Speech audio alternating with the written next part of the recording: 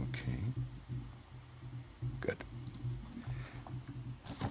And let's get this out of the way. There's Ruth Ellen. Welcome.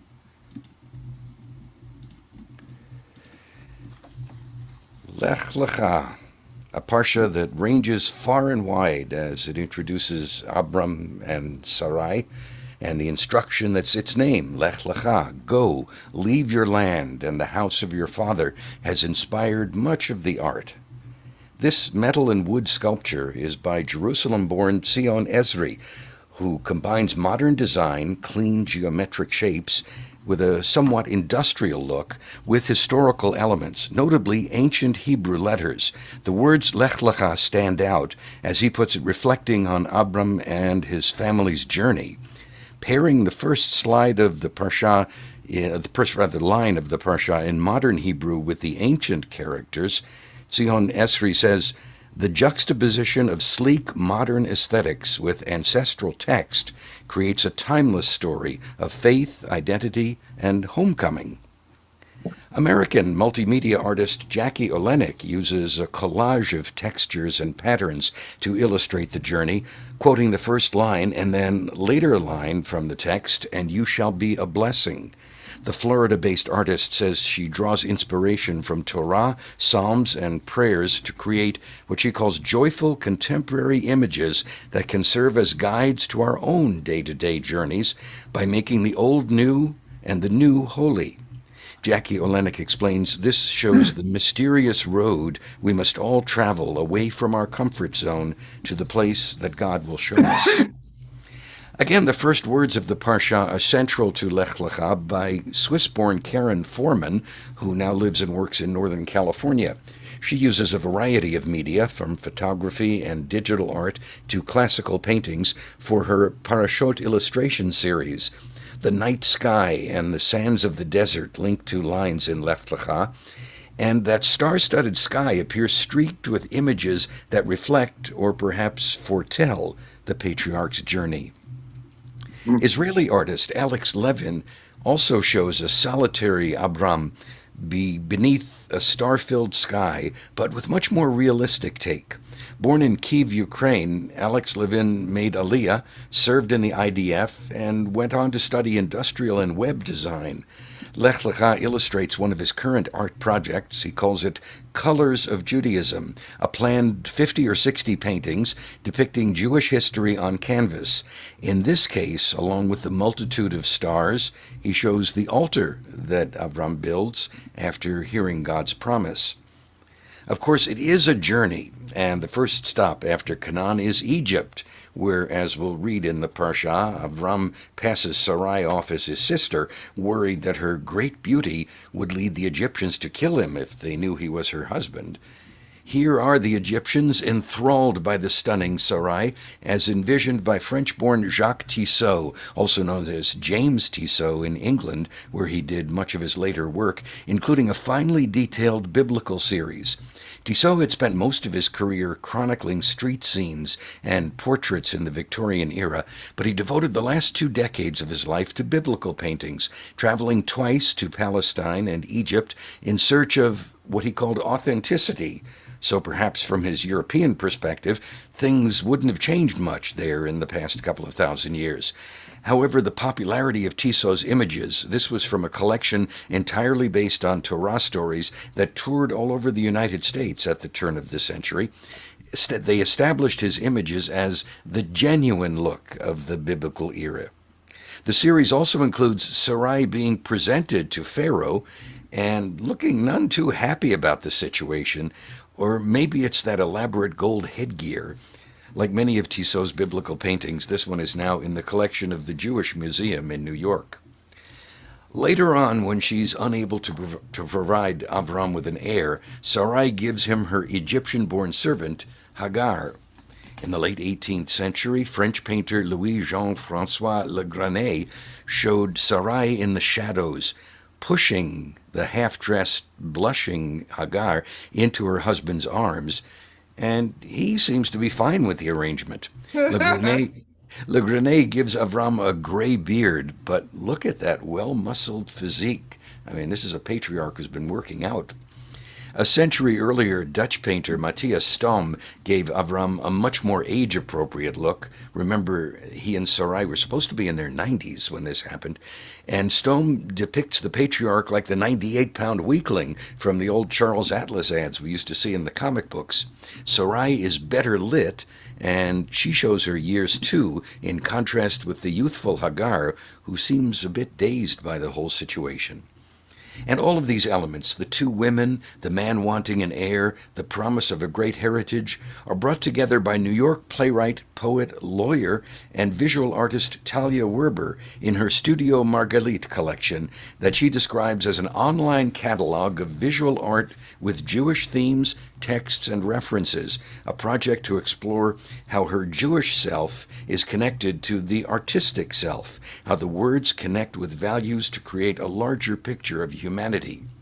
Again, the sands of the desert and the stars in the night sky depict a future as promised by Abraham, to Abraham by God, the patriarch appearing to gaze heavenward with something of a wistful expression on his face, while to either side at his feet, the two women, both of them shedding tears, the barren Sarah pushing at the fertile Hagar, pushing her toward Abraham, and later pushing her out of their lives.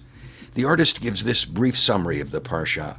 A man is told to leave his father's land to find a new conception of the divine, to father a new people that will be great and numerous, to find a wife who will journey with him, and a handmaid who can bear children when the wife cannot.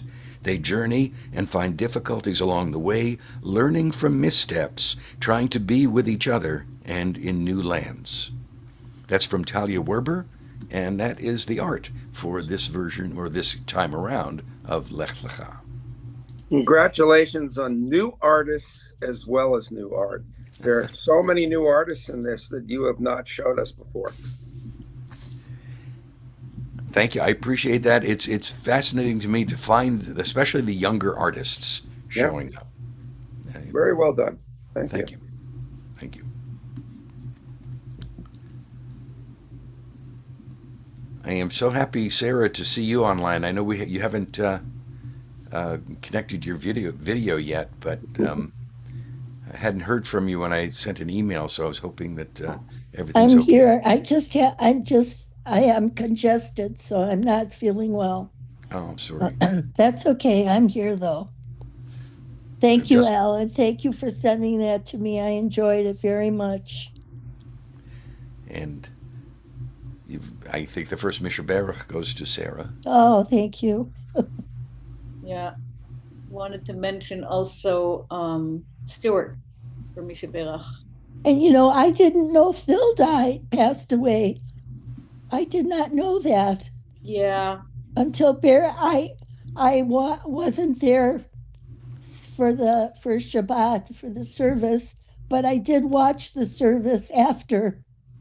And Barry mentioned him at the service. That's how I found out about it. I didn't know what happened to him. Yeah, he was sick for a long time, but it got, the last few months, things got a lot worse. And actually, Maria was here. His wife was here. She came to services on Saturday. Oh. And yeah, I didn't know that was her. I know who you mean. I saw her. Yeah, I saw her in the services. That's right. But they were living here in Phoenix. Yeah. Yeah. It was sort of a more recent thing, but anyhow, there's going to be some sort of a memorial that we will be invited to join. My understanding it was going to be tomorrow. I need to check with you that if you actually got a link. I didn't see one, but I'll look. Okay. Huh.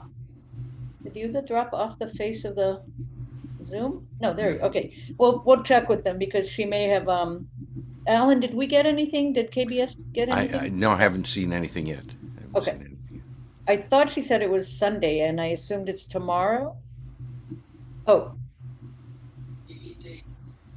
Okay, it's a TBD, TB decided. And we'll make sure that at the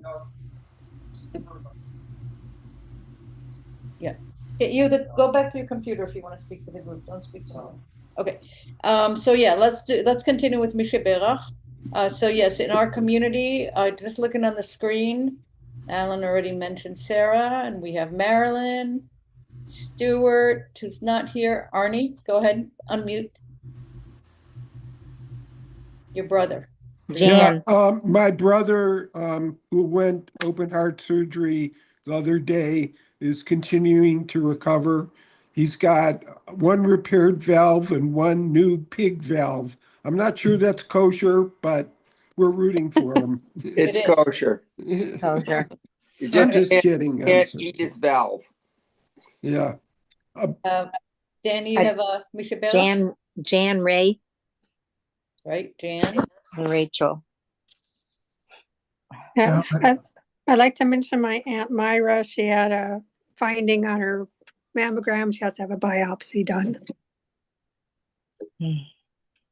And my daughter, who's still suffering from long COVID, Eliza, Mm. Batsheva Rachel, and Helen. So that's Chaya sorry, Menu.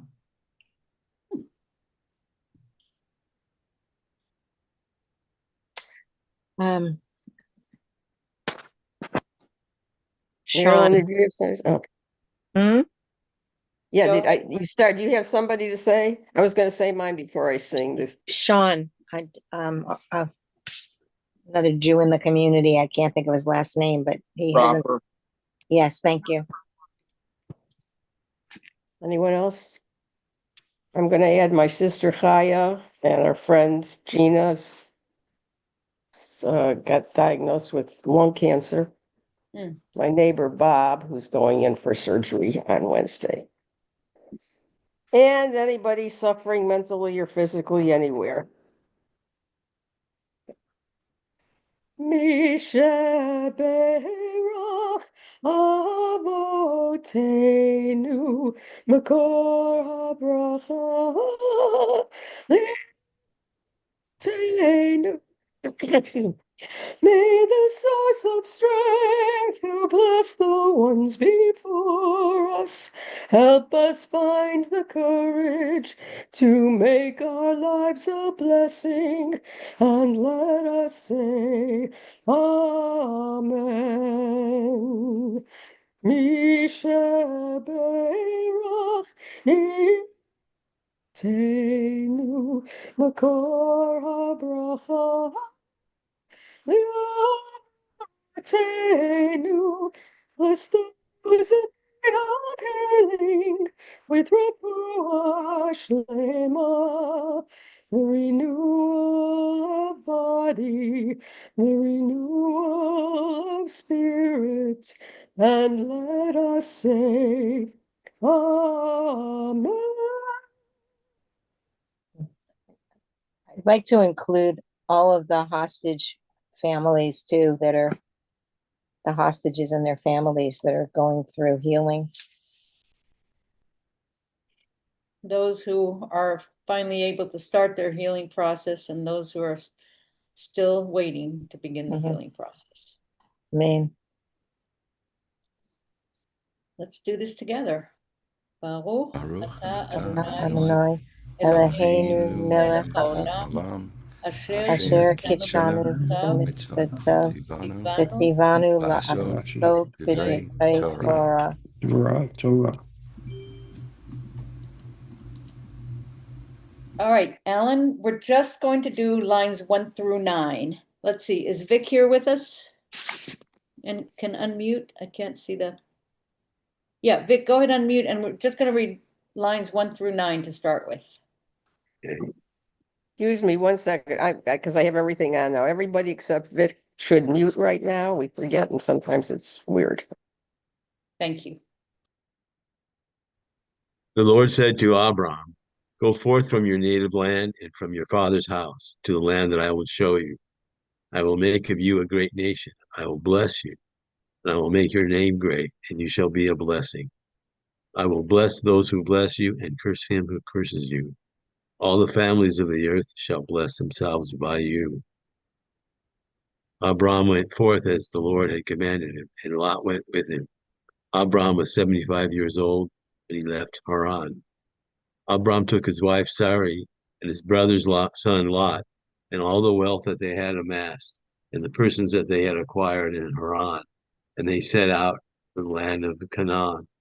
And when they arrived in the land of Canaan, Avram passed through the land as far as the side of Shechem, at the Tabernacle of Moreh, and the Canaanites were in the land. The Lord appeared to Avram and said, I will assign you this land to your offspring. And he built an altar there to the Lord who had appeared to him. From there he moved on to the hill country east of Bethel. He pitched his tent with Bethel on the west and Ai on the east. And he built there an altar to the Lord and invoked the Lord by name. Then Avram journeyed by stages towards the Negev.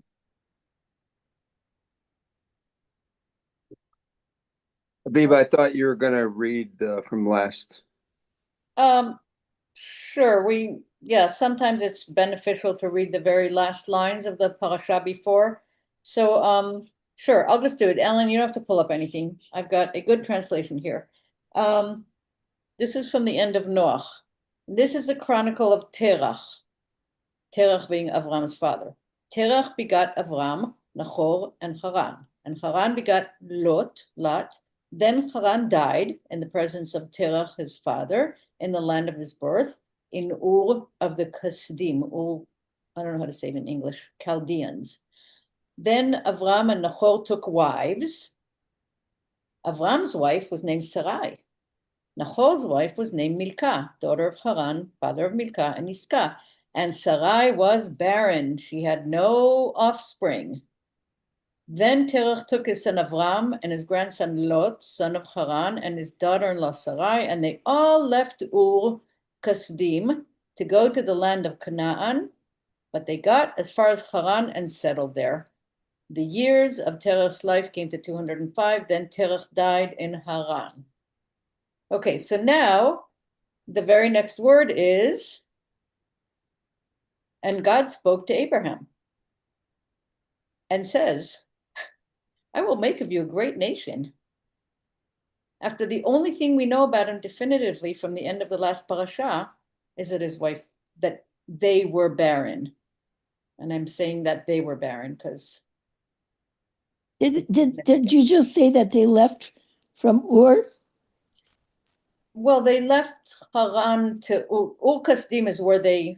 Terach took the family from Ur to Haran. And Ur was part of Mesopotamia, right? Yes, a very prominent. Right, okay. I think it's considered like the southern part of Iran, in present day southern part of Iran, if I'm not mistaken. Yeah, it's Mesopotamia, okay. Yeah. You have to assume from the very beginning of this that there were previous conversations which included God and Abraham, because from where, here, Abraham's just living here, my dad just died, and all of a sudden, God's speaking? Really? How do you deal with that, actually? It's not a given that it's not a. Thanks, Alan. Okay, let's see. We had to follow the water route, huh? Yeah. Of course. Haran is there. Ur Kasdim. Where's Ur Kasdim? It should be somewhere in the south there. Ur is right there. Oh, yeah, I see it. I just couldn't see it. Yeah, I see it now. So I think that when we were talking about why we would read the last paragraph there is to point out the interesting thing that about the only thing mentioned about him is that they were barren, but yet this is to be the person, I will make of you a great nation.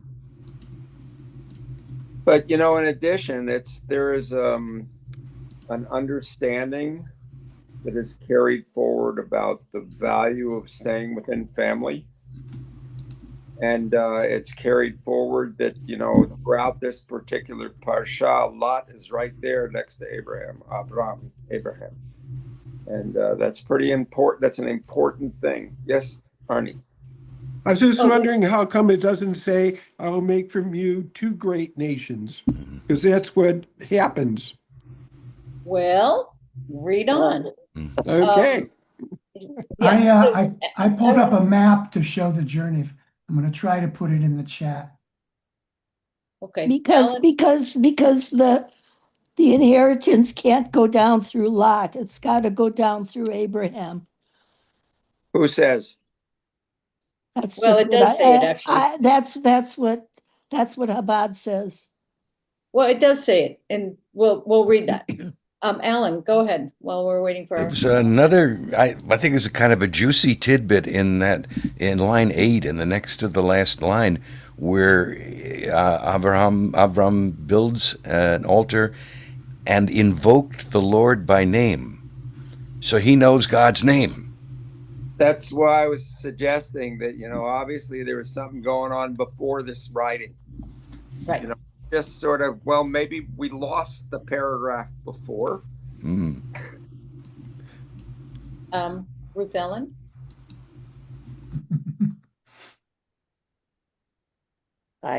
Yeah, I was just reminded again, and you're bringing it up because I just read Rabbi Sachs right before this, and maybe this will make Rabbi Daniel laugh a little.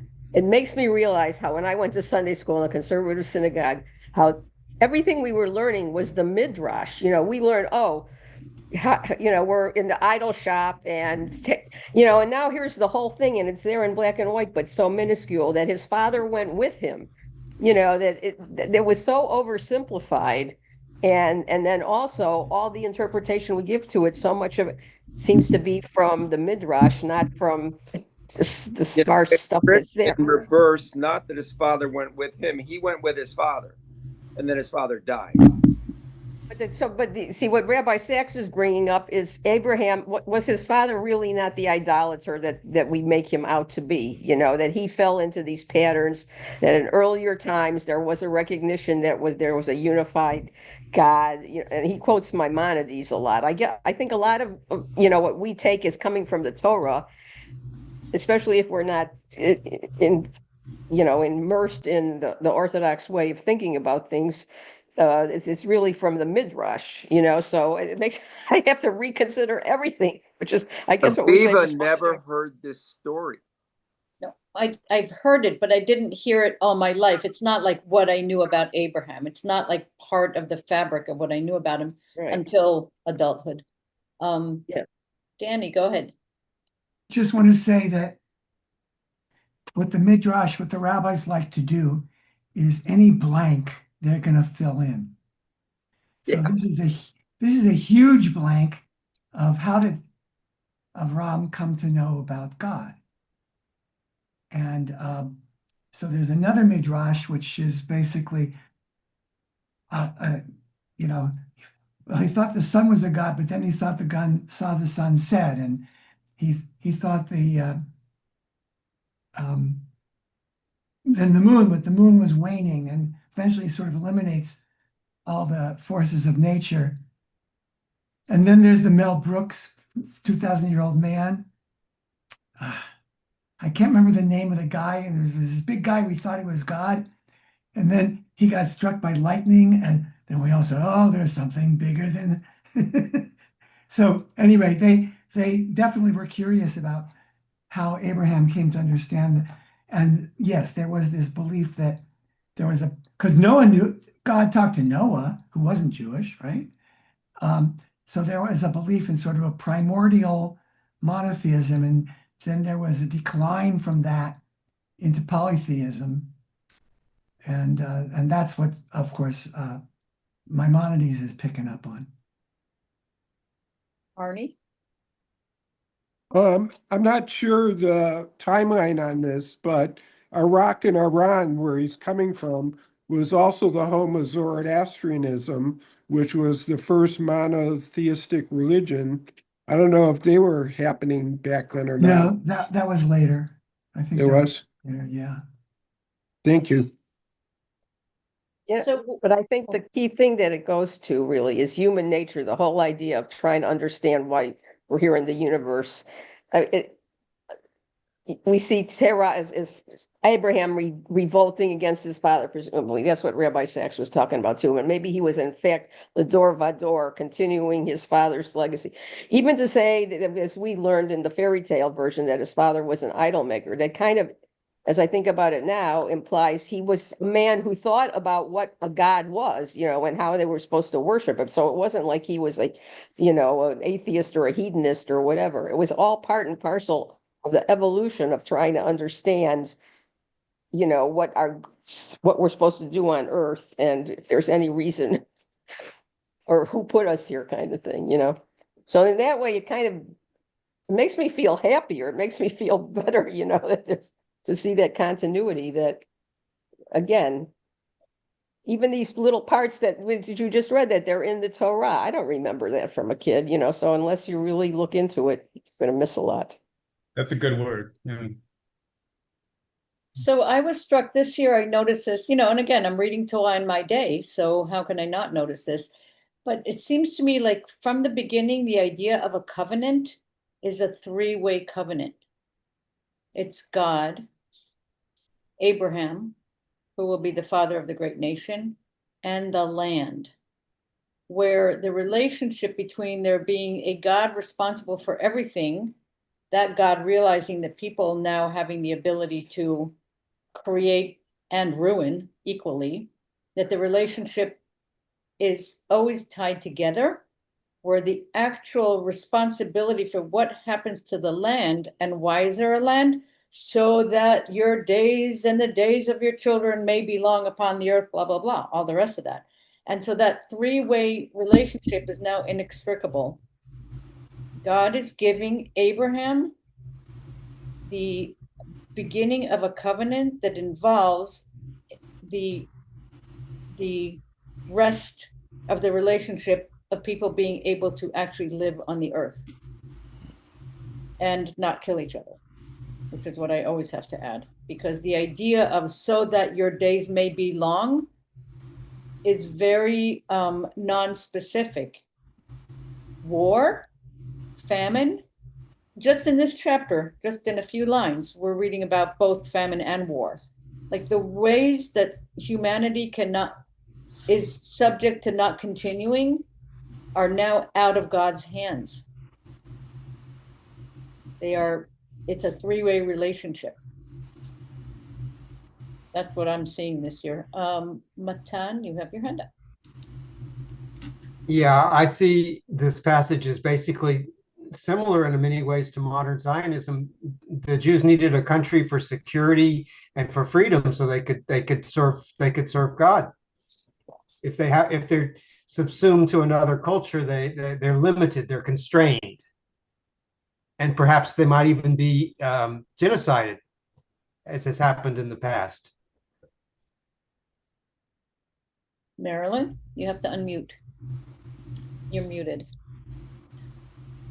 Thank you. This scripture in Deuteronomy, if my people who are called by my name will humble themselves and pray, I will hear from heaven and heal their land and give them rain in due season, cause the crops to grow. I mean, there's this whole thing laid out as to what will happen with regard to the relationship with men and the land. And it's very fitting when you live in Hawaii and, Aina is every third word. It's very similar, the relationship with the, Hawaiian people and their relationship with the land, seems to me. Danny, and then Arnie. Yeah, I just want to point out what a huge revolution monotheism is in its ancient context. It's not like, we were just subtracting gods and got down to one. It's a God over nature, not gods of nature or even subject to nature. And so that there's a Mesopotamian creation story, but our creation story, especially Genesis 1, is a kind of a systematic refutation of the surrounding beliefs. So one way to look about why he had to leave was just the revolutionary nature of And there's a midrash that says he was called Avraham HaIvri. Yakol Lam Be'ever Zeh, Avraham Be'ever Zeh. The whole world was on one side, and Abraham was on the other, which is, it's still true that to be a Jew, you have to be in some way accommodate with being a minority, being a minority. So anyway, monotheism is a huge revolution in human thought. Yet it seems like in very small little ways, we are aware that some of the already existing people are aware of that. They're aware of the monotheistic nature. And there's like, there'll be, I forget which line, I highlighted it, so when we get to it, but the idea that sometimes it's the Ivrim who see this concept of monotheism later than the people who share the land around them. I'll find where I highlighted it for later on. Yeah, it's true. There are times where, like Avimelech, and they sort of acknowledge, but whether they were acknowledging one only God or just your God looks like your God's pretty strong. Yeah. So we'll kowtow to him, but we still have our, it's not clear. But yeah, I mean, there are many places where there is some acknowledgement by pagans or Yeah, it's Melchizedek. You're right. That's the reference coming up. Melchizedek. Sorry. Yeah. I think Arnie had his hand up first, and then Yehuda. Yeah, I was just trying to figure out in a timeline in my brain when this was occurring. I mean, was it 500 BC or 1000 BC, or do you know, Rabbi? You're muted. I think they want to put Abraham around 2000 BC. It's still the Bronze Age, but this is not my strongest suit, is remembering dates and stuff. I actually came across a reference timeline, in the Hertz commentary, so I'll look it up while. And I think there's something in our Chumash too. Yeah. Yehuda, you wanted to say something? To build on what Danny said, is that the difference between Abraham and the people around him, that you could, like Melchizedek was also a person who believed in one God, but he also believed that the other people around him could have other gods, versus Abraham, who believed in one God, but that was one God for everybody. It was a really different take. It was the one God was not your one personal God amongst your people, and that the other people could have other gods, and that they could have that one God for them too. That was not Abraham's approach. It was one God for everybody. And that was very different. I wanted to pick up on something that Arnie just mentioned about the timeline, because I was curious about that too. We only get a couple, 3 generations after the flood.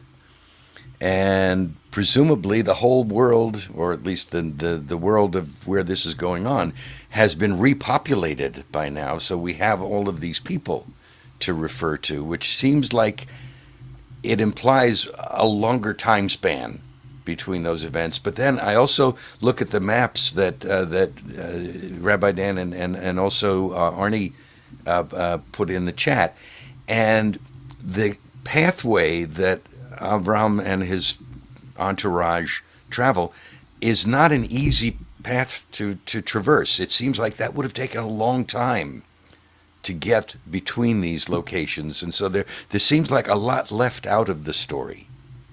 Yeah, I mean, but that was an established. It's called the King's Highway. I mean, that was an established trade route, and so I looked up. At the end of our Chumash Eitz Chaim, it says patriarchal period, 18th to 14th centuries BCE, and then the sojourn in Egypt was 14th to 13th centuries. In other words, these are approximations. Yeah, and the references, I guess there was some archaeological finds in Tel El Amarna in the Middle Egypt. And a lot of the information comes from that. So the placing of Melchizedek and that little story is placed around the 18th dynasty. Oh, wait, see, the 1350s BCE. Anyhow, there's it's a whole study thing, but there is definitely proceeding so that when we read now and we read that the Canaanites were already in the land, there is an established presence long preceding this our part of the story. And it's very important because after the story of Noah, when God says one thing only, as for me, I will not be the one destroying the land. It's a very cautionary tale to understand the relationship between these ivrim coming from the other side, because that's always been my understanding, that the word ivrim, ever, the ones from the other side, they don't belong. They're from somewhere else. And there's another parallel in the next chunk we read, which is a very interesting parallel in some of the words that we recite in our blessings on Friday evening about the God who brought you out of fill in the blank. There's a precedent for brought you out of where here, and it reads very similarly. So the circular nature of the storytelling, where at any given time it doesn't seem to be linear. There's already a reference here to something that will happen later when we deal with Lot and the story of Lot. So we already have like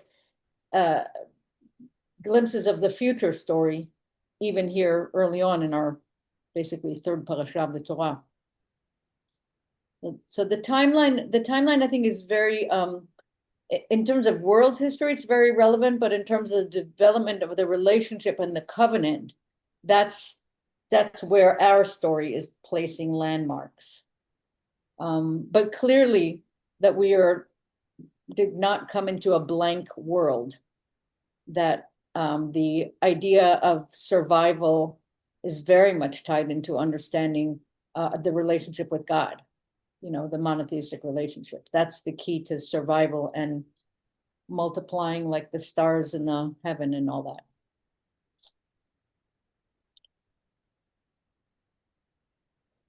All right, does anyone want to continue reading? And actually, this time we're going to read just another 10 lines, and that's 10 through 20. I can do it. This is Heather. Sure, go ahead, Heather. There was a famine in the land, and Abram went down to Egypt to sojourn for the famine was severe in the land. And he was about to enter Egypt. He said to his wife Sarai, I know what a beautiful woman you are. If the Egyptians see you and think she is his wife, they will kill me and let you live. Please say that you are my sister, that it may go well with me because of you, and that I may remain alive thanks to you. When Abram entered Egypt, the Egyptians saw how beautiful the woman was. Pharaoh's courtiers saw her and praised her to the Pharaoh, and the woman was taken to the Pharaoh's palace. And because it went well with Abram, he acquired sheep, oxen, asses, male and female slaves, she-asses, and camels. But the Lord afflicted Pharaoh and his household with the mighty plagues on account of Sarai, the wife of Abram. Pharaoh sent for Abram and said, What is this you've done to me? Why did you not tell me that she was your wife? Why did you say she's my sister, so that I took her as my wife? Now here is your wife. Take her and be gone. And Pharaoh put men in charge of him and sent him off with his wife and all that he possessed. Okay. Boy, there's not a whole lot of dialogue. Take her and be gone. Arnie. So are we to take it that Sarai had some venereal disease? I mean, that's basically what it says. Pharaoh took her and he got sick. Oh, okay. Let's hear Sarah and then Oh, I don't know. That's an interesting point. Mine was a little different. I was just wondering if anybody thought, so he was on his way to a direct route, and then there was a famine, and kind of like when kind of like when the children of Israel left Egypt with Moses, instead of going directly where they were headed, they didn't enter the land, so then they ended up wandering for 40 years. I'm just wondering if Abraham, because he didn't, he encounters this famine or this plague. What was it, a famine or a plague? A famine? Famine. Yeah. Yeah, Yeah, interesting you so, should say that because the concept of plague will come up in a different way. but yeah, but I mean, then he ran into this problem with Sarah and the other thing, and I never put it together before, but I'm thinking, hey, he kind of veered off the path, is what I'm saying. When you veer off the path, problems happen. I know myself in traveling, whenever I veered off the path, something would happen. So it's just kind of interesting. I never thought of that before, but I don't know. I don't know about venereal disease, but it just seems like instead of staying on the route that he was on, and in the desert, anything can happen when you veer off the path. Mm. That's kind of an interesting thing that they got into trouble with this guy taking Sarah and had to lie their way out of it, which is also common. I know when I was traveling with Denny, sometimes I would pretend I was his wife and other times his sister. So it's sort of the same thing today, even in some of these. No, I mean, honestly, it makes a difference if you're somebody's wife or somebody's sister. It makes a big difference. Anyway. David and then Danny. Yeah, thank you. Yeah, a couple of points. One is Adonai promised the land to Avram and his descendants, and yet Abraham chooses to leave the land because of a famine, and then problems happen. So it's interesting that these problems start to happen when they leave where Adonai intended for them. The second thing I want to point out is I wonder if we have here a microcosm of the travels of the Israelites later on that we read in Genesis going forward to Exodus even, where Reuben and the sons of Yaakov travel to Egypt because of a famine, and ultimately all of them end up living in Egypt. And then, of course, many years later, leave Egypt because of plagues, or plagues play a role in their leaving. So it looks like the cycle here of going to Egypt and then coming back from Egypt, back to the promised land, seems to be paralleling or a microcosm what will happen to all of them later on. Yeah, I think so too. I think this is called, code matching, and it's almost like, if this was like the initial sample for putting out a book for publication, you're going to try a story out, and then, oh, that story really worked. Let's flesh it out. Danny and then Matan, and then we have Judy here who's going to pipe in too. Well, first of all, just on that, there's a rabbinic principle, Ma'aseh Avot Siman Levanim. The deeds of the fathers or forefathers or ancestors is a sign for the descendants. So yeah, I think that they definitely is kind of a link there. But that's not what in my book, which I always have in front of me when we do this, there's a fellow named Tzvi Adar who wrote about biblical narrative. I don't think he was actually a religious guy, but he was a very close reader. And he wrote, "It is difficult to imagine that the author considered Abraham's conduct as anything but dishonorable. Proof thereof is that he quotes Pharaoh's words of condemnation at length and with sharpness. The narrative as it is points to the clear judgment of the Bible of Abraham as condemnatory and of Pharaoh as laudable. The father of the nation is no God, but flesh and blood. The father of the nation can act dishonorably, and the heathen king can act honorably and with justice. No attempt is made to justify every action of the ancestors of the nation and its heroes. No chauvinism excuses all their weaknesses and ignores the humane and the good in people of other nations. I like that a lot because, Yes. we've got two images of Pharaoh in the Torah. And this is the one that's acting honorably. Well, Pharaoh is a general term. It depends which Pharaoh. But who else had their hand up? I think Matan. Your hand went down. You have to unmute. Okay, Matan. Wait, yeah. hold on, Matan. Go ahead. Actually, I looked up that portion with Abimelech, but it's not in this parsha, so I don't know if it's even worth commenting on till next week. Is it Abimelech or Or Melchizedek? Melchizedek. It's Melchizedek. Oh, okay, Yeah, Melchizedek. and it is coming up in a minute. Okay, which chapter is this then? Melchizedek. The third parsha.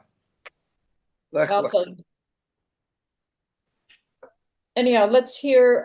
So there, Arnie, have your hand up, and I'll look. Yeah, This up. I was just wondering if Alan could please put up the actual writing again of the Parsha, that one little section that I was talking about, just so I could look at it again.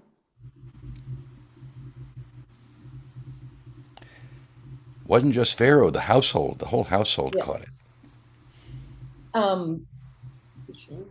it. So some kind of plague came from Sarai, right? Or It says from account of Sarai, right? Yes, on account of. Yeah, so I guess that could mean two different things. Like, God sent a curse on them, the way they look at curses and plagues, or she actually had some kind of illness that she passed on. I mean, I think the reason that that's come into play is because the same wording is used when Miriam speaks of the Cushite woman and she's afflicted.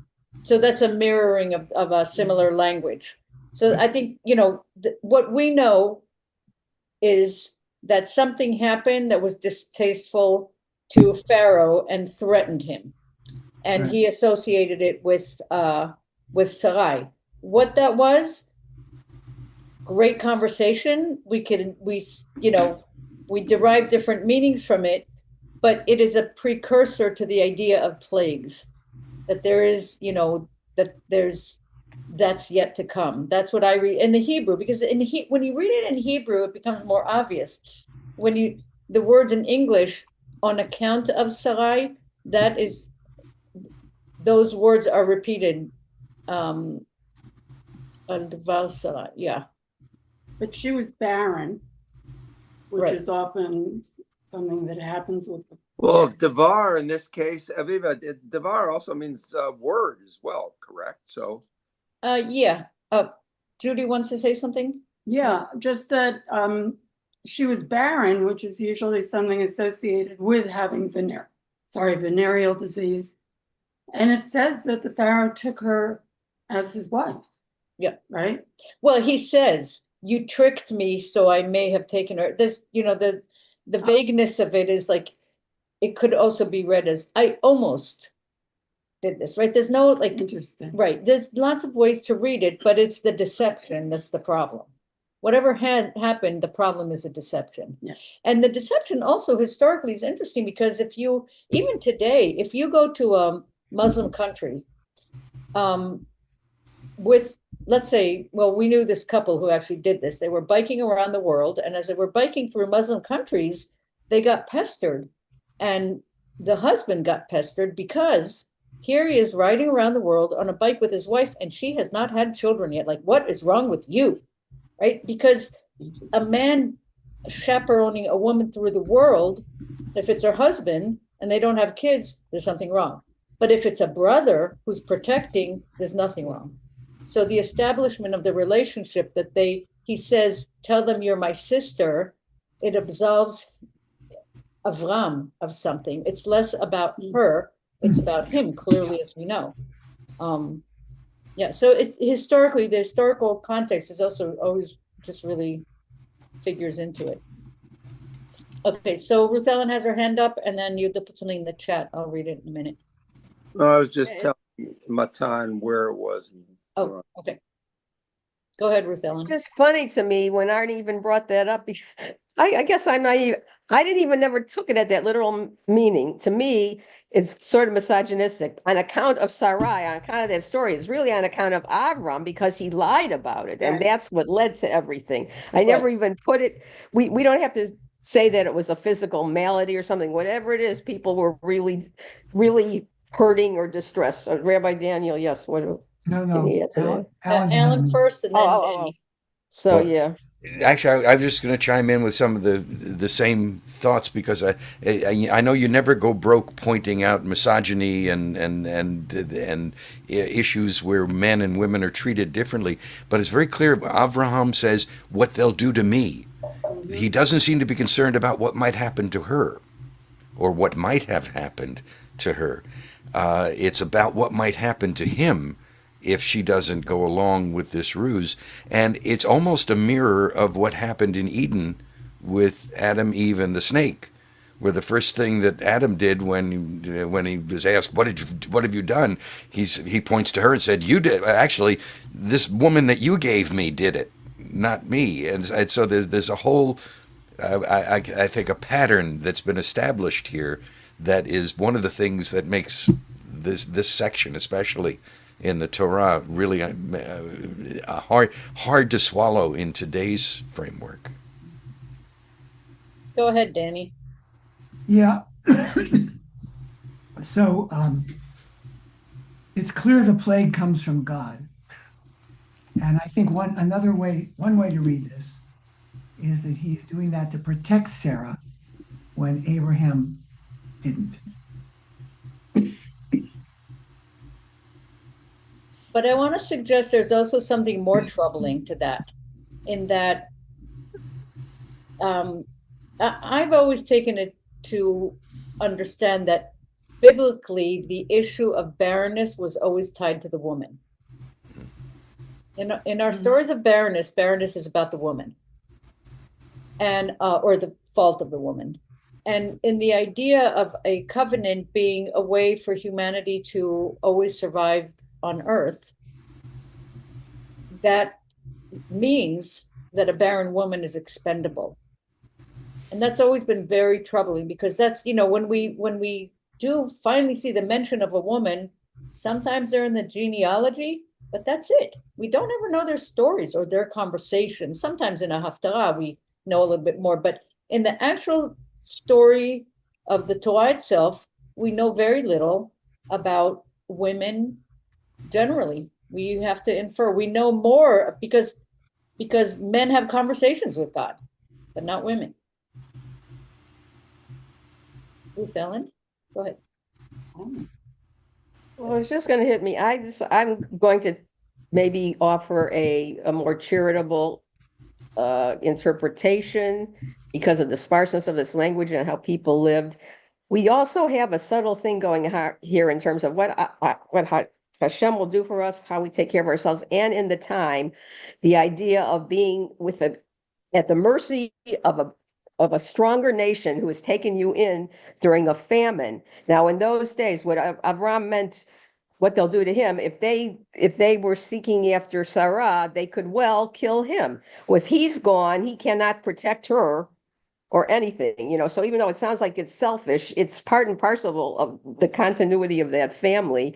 And like sometimes you have to make compromise, which is, I understand why Hashem punished him, but also it's that Rus was even with the idea of looking ahead, having to lose this battle or be sly about it in order to survive, to fight another day kind of thing, So he was he wrong? Was Avram wrong to think that he didn't know the moral status of this Pharaoh, that he was in fact going to be upset that why would you have me almost do this heinous thing of taking your wife?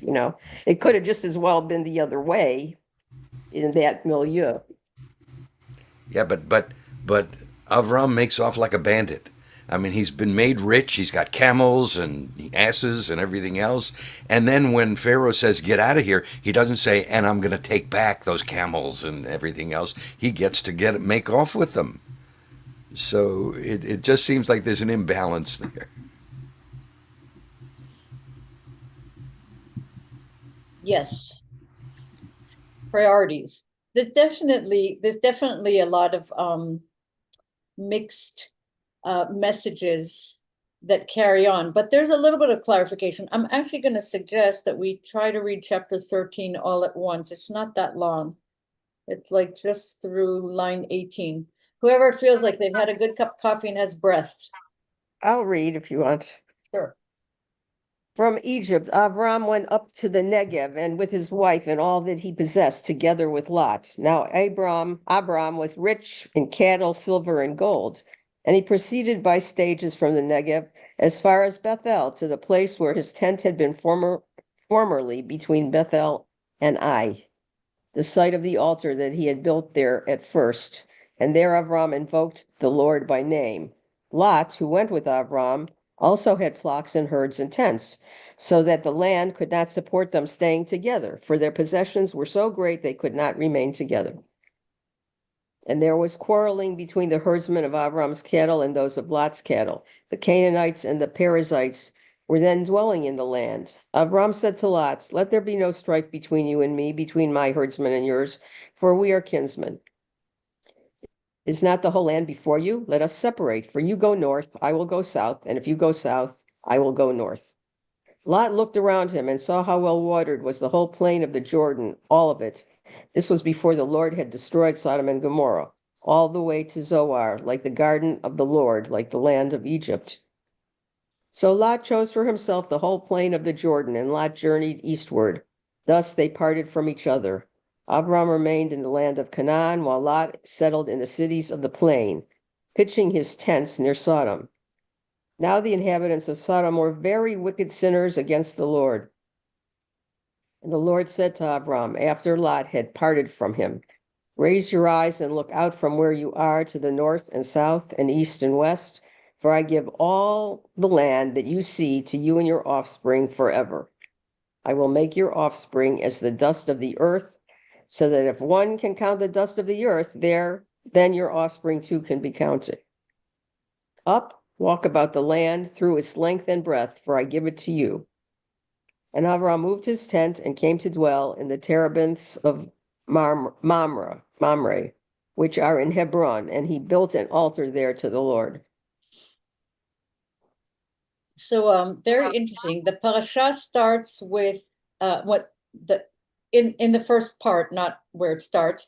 It says there was a famine in the land, and because of the famine was severe, Abraham went down to Egypt. And now, in the words, the beginning of chapter 13, and now Abraham went up from Egypt. So just wanted to point that out. There's relevance for later on.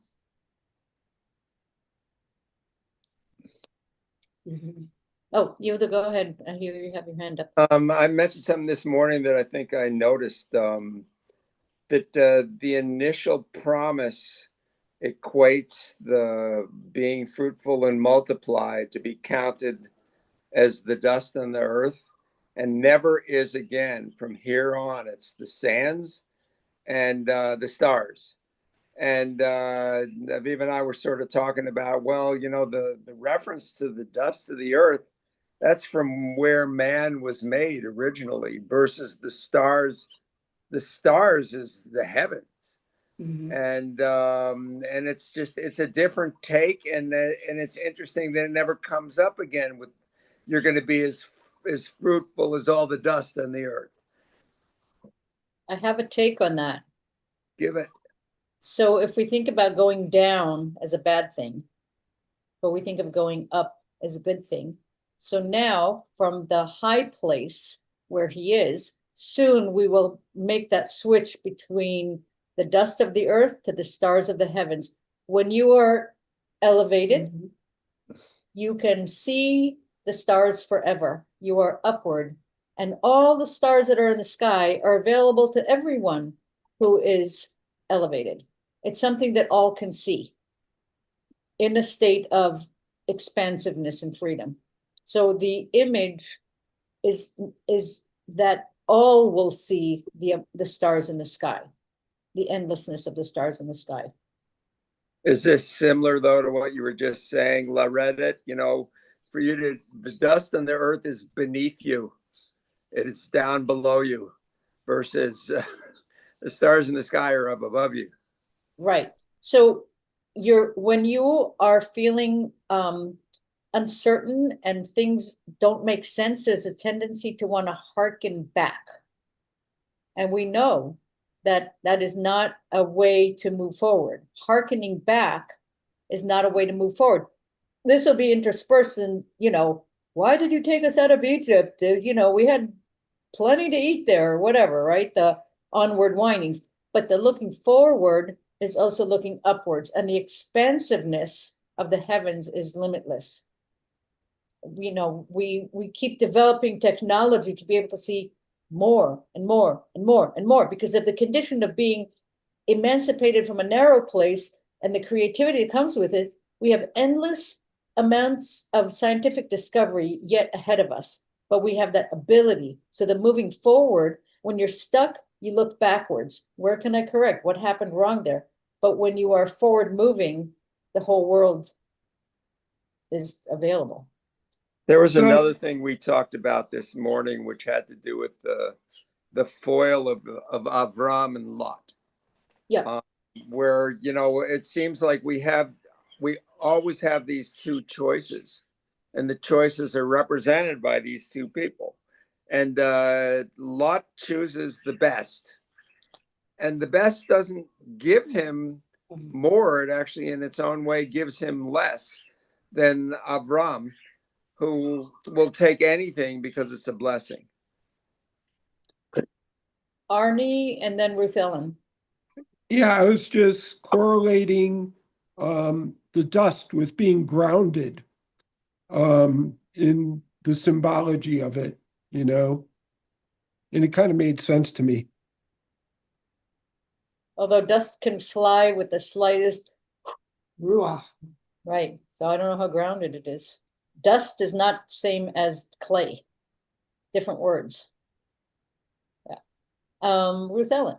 Yeah. Oh, Well, and when you then- said and that, then it Judy. reminded me what you often bring up as another reference to going from the narrow place, the idea of being on earth and being confined to the earth, to the ground, versus the expansion of space, which is, almost infinite.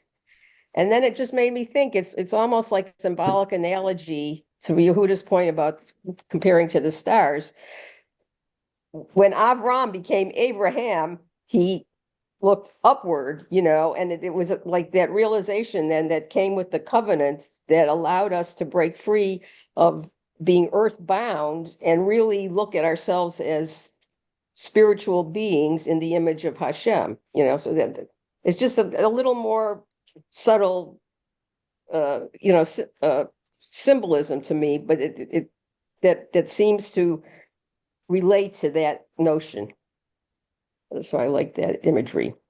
Judy wanted to say something. So metaphors aside, do we have mathematics yet in humanity at the time that this is happening? Because a lot of those are just, images that say a lot. We do. We do have the 2x2s.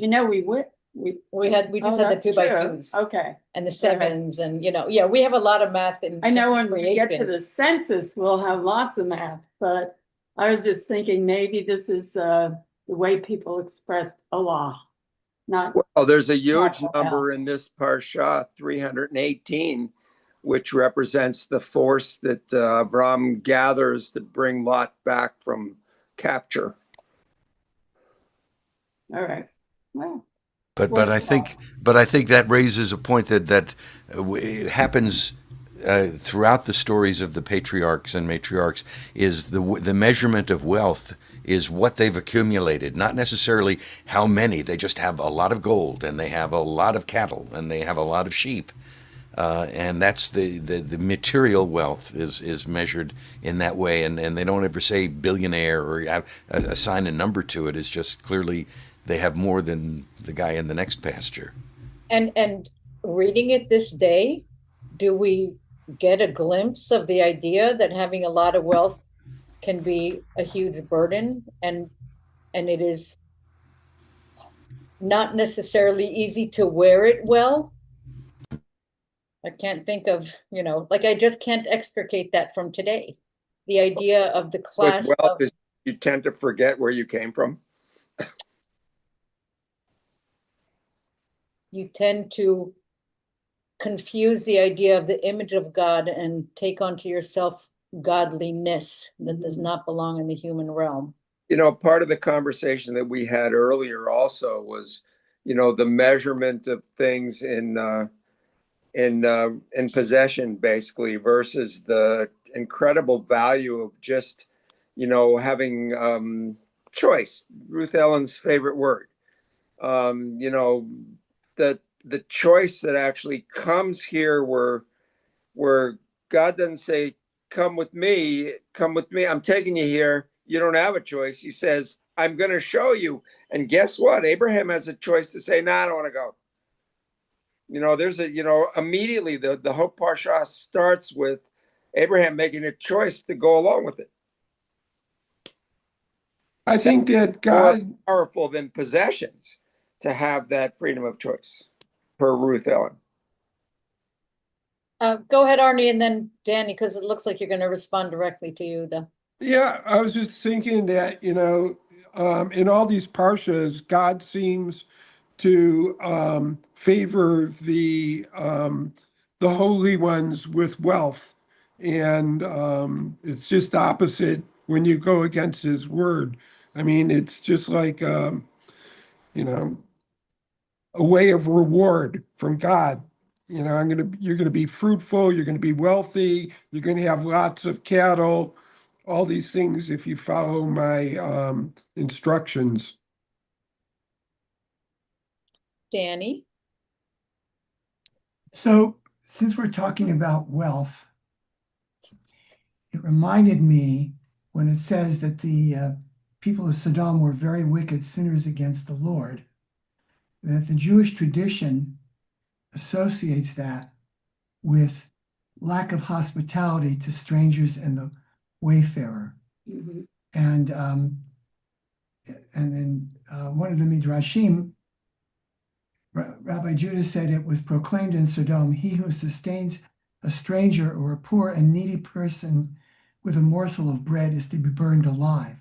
In other words, it was just, and we have people now who are saying that empathy is bad. Yeah. Because it leads to bad public policy, right?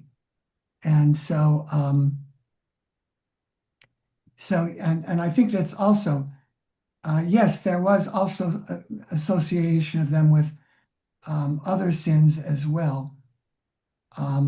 And then we can contrast their inhospitality with Abraham's open tent and running out to greet the strangers. That's the good side of Abraham, right? So Lot chooses to go there for financial reasons, but finds himself eventually, to his great problem, in this society. And so there's I'll just finish with this. In Pirkei Avot, there's what's mine is mine, and there's different categories, and what's mine and what's yours and yours is yours. There's two opinions. The first is, well, that's sort of a mediocre way to look at the world. But the other says that's the people of Sodom. That they had no sense of commonality. They were libertarian. They were Ayn Rand. There's no such thing as altruism. There's no such thing as a common good. We're all each in this for ourselves. And in fact, it's troublesome to our society if anybody sort of breaches that and actually helps someone else. And on Pesach, we open our door at the Seder for the stranger, It's a continued tradition. In the Torah, the contrast also is very clear in that the Hachnasat Orchim, the three angels that Abraham takes care of, are the story before Sodom and Gomorrah. It literally, one story leads to the other story, and you've got the contrast immediately. My hand is up. I'm going to leave it up, but go ahead, Ruth Ellen. I got to look something up. Yeah. Well, this just made me think again in the bigger picture, the whole idea of the evil inclination, human beings tending towards being awful to each other, which is what led to the flood. But Hashem said he'd never do it again. But we're still not at the point. This is like this part of the build up to the story before we get to the climax, which is where, you know, good things are going to happen if you're holy and walk humbly with your God. But that was not codified until we get to Mount Sinai and all that. So all the laws, all those rules, talking about how to take care of the stranger, the sabbatical, leaving the droppings on your, because human beings could not on their own make the choice overall to act like that. So, it's not the wealth alone. If you do good, you're going to quote unquote be wealthy. But what we tend to leave out then is, instead of what's mine is mine, is if I have more than I need, it's my obligation and responsibility to share it with those who need it. So that's the part that gets left. So Hashem couldn't let human beings on their own, could not as a species muster up the humility and empathy and kindness to do that on their own. So then you have to keep making all these mistakes, be shown again, and that's what all these stories are until Hashem says, okay, here it is in black and white, so to speak, And even then you can see what happens when people make other choices. Sarah? I just want to point out how nomadic people were at this point in time, and they traveled in groups, right, with their tents and their livestock through the desert. And so Abraham would have become well known throughout all the regions, because this is a route. This is a trade route. And so by having an open tent, believe me, out there in no man's land, people tell you, oh, if you go there, that's where Abraham is, and his tent is open, and he'll give you some food, or he'll give you some shelter or whatever. And of course, it's a trade route, so people would also have given him gifts and given him, I don't know, a sheep or, a goat or something, whatever. So that was all going on. And I think this is how Abraham accrued a lot of his wealth. Just remembering we're way back in time during a period where people are traveling and they need that next place to go. You're always looking for that next place to go where somebody's going to be welcoming.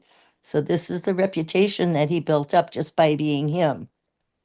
And that's along that whole long route that Alan put up.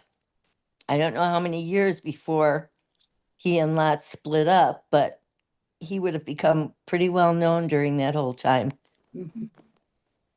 Actually, this is one place where we do have some numbers. We can actually look at the years. There are ages mentioned in this parasha. I want to point out something on Yom Kippur, the Haftarah that we read. There's a line that I love in there that doesn't quite make it into translation. So it's Isaiah berating people, saying, this is not, God is saying, this is not what I meant. This is not the fast I desired. You're fasting and you're doing all this, but where's the real work?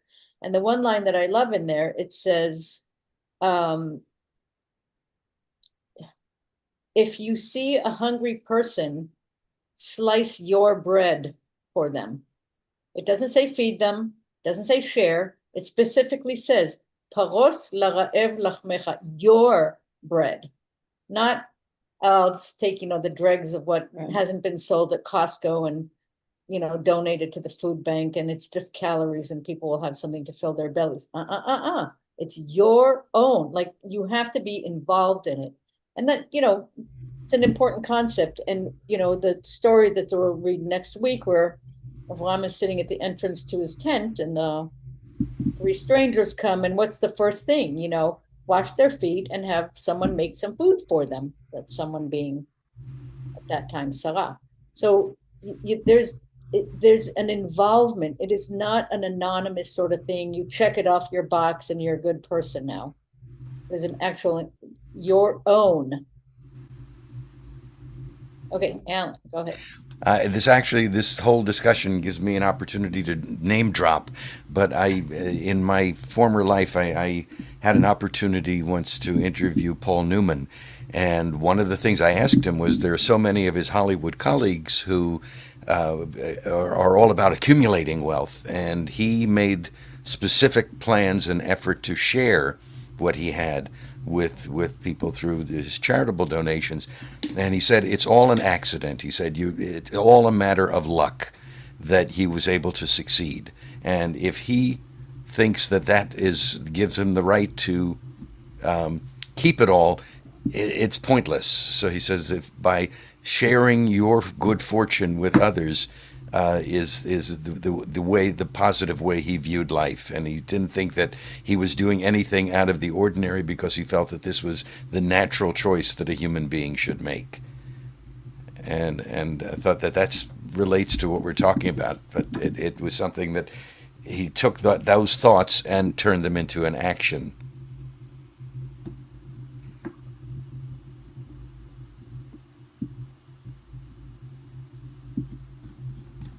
Does anyone want to continue reading? I'll read. Sure. I forgot what I set out for. Oh, yeah, so we're going to do 14, all of it, 1 through 24. Hi. Shabbat shalom, everybody. Where, which chapter and verse? 14, 1 through 24, right? It's right there in front of you. Okay.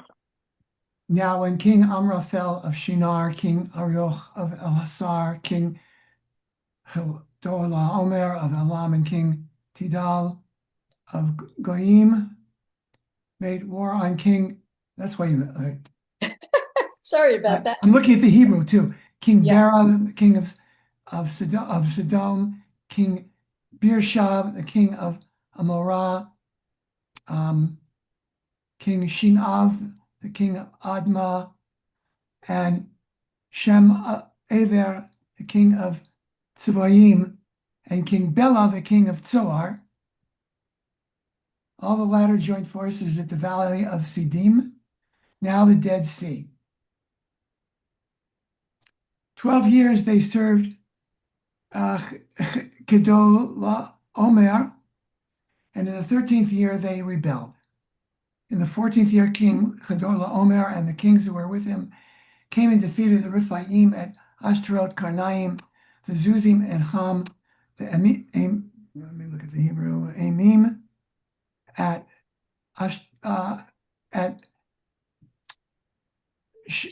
Shaveh Kiryatayim. There you go. And the Horites in their hill country of Seir as far as El Paran, which is by the wilderness.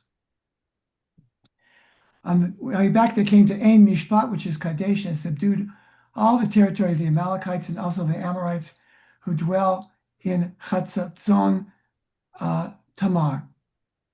Then the king of Sidon, the king of Amorah, the king of Admah, the king of Tzoyim, and the king of Bela, which is Zoar, went forth and engaged them in battle in the valley of Siddim.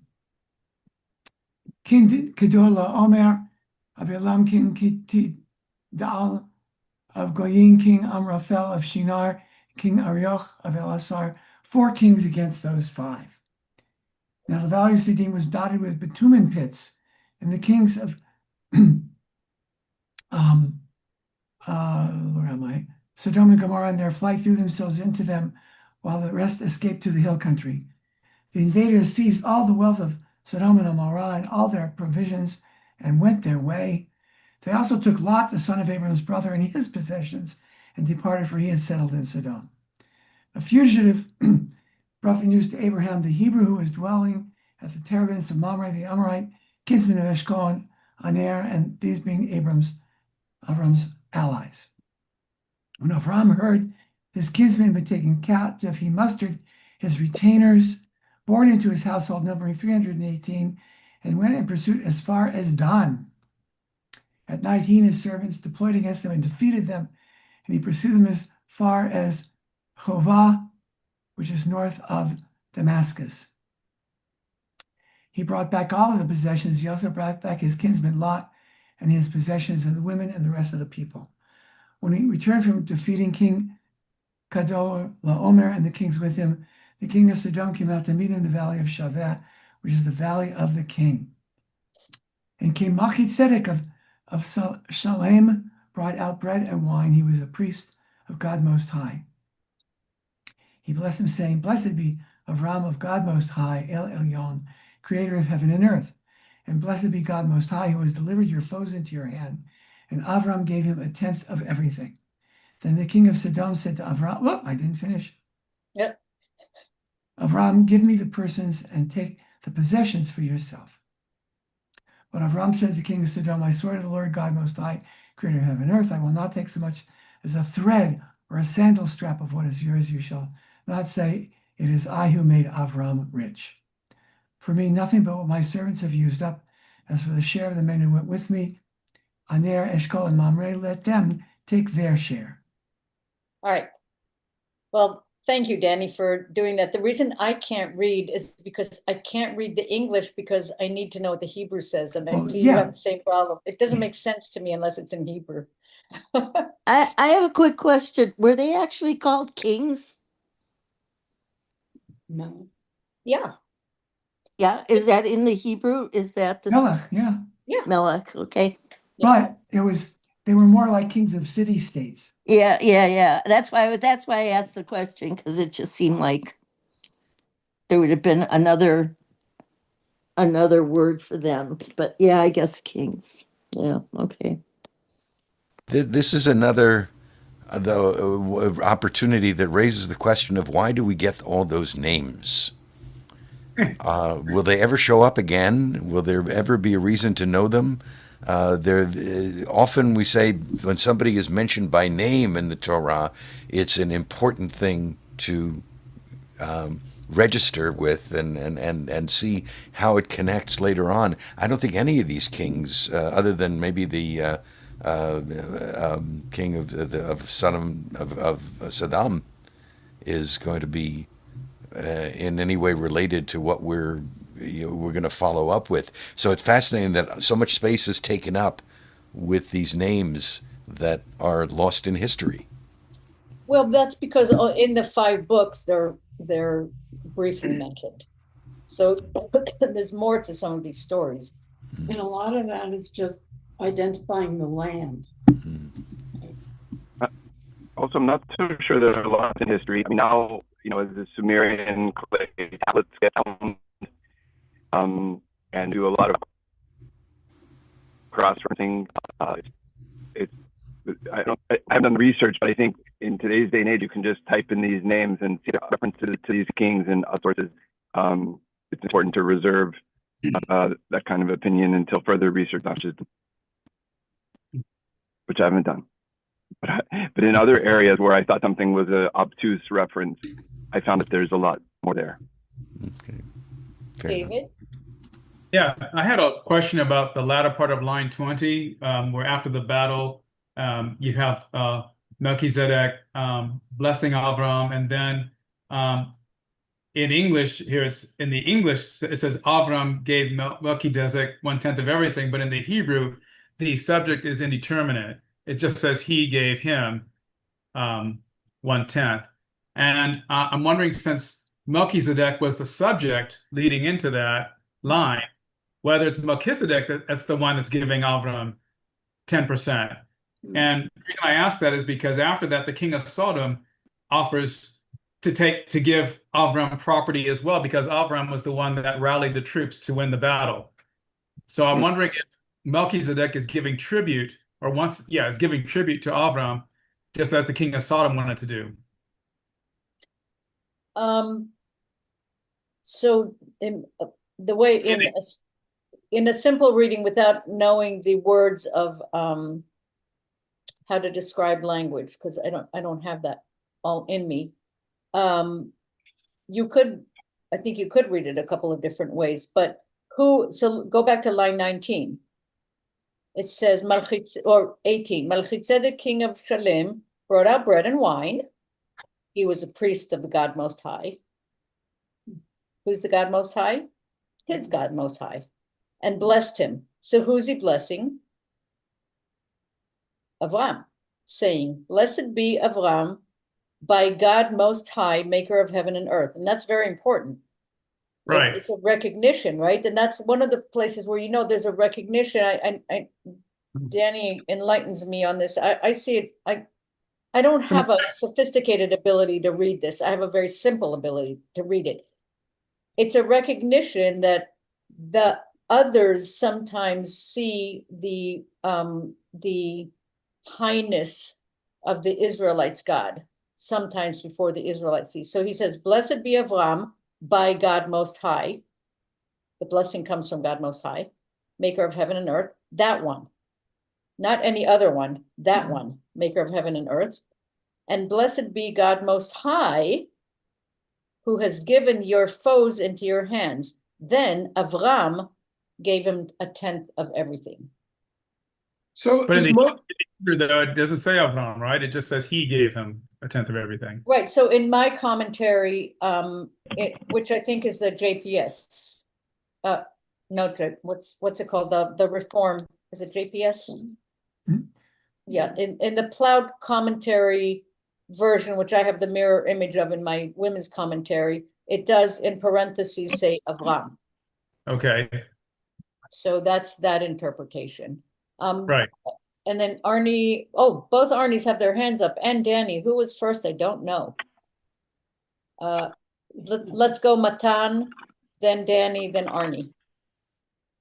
Okay, I think a lot of this genealogy has to do with the culture of the times, because until recently everything was very hierarchical and it was very important who you were descended from. Even I watched a special a mini series about the Vanderbilts, and they couldn't get into New York society because they didn't have the birth. And even with Jesus, they go to a great trouble to say that he is descended from David.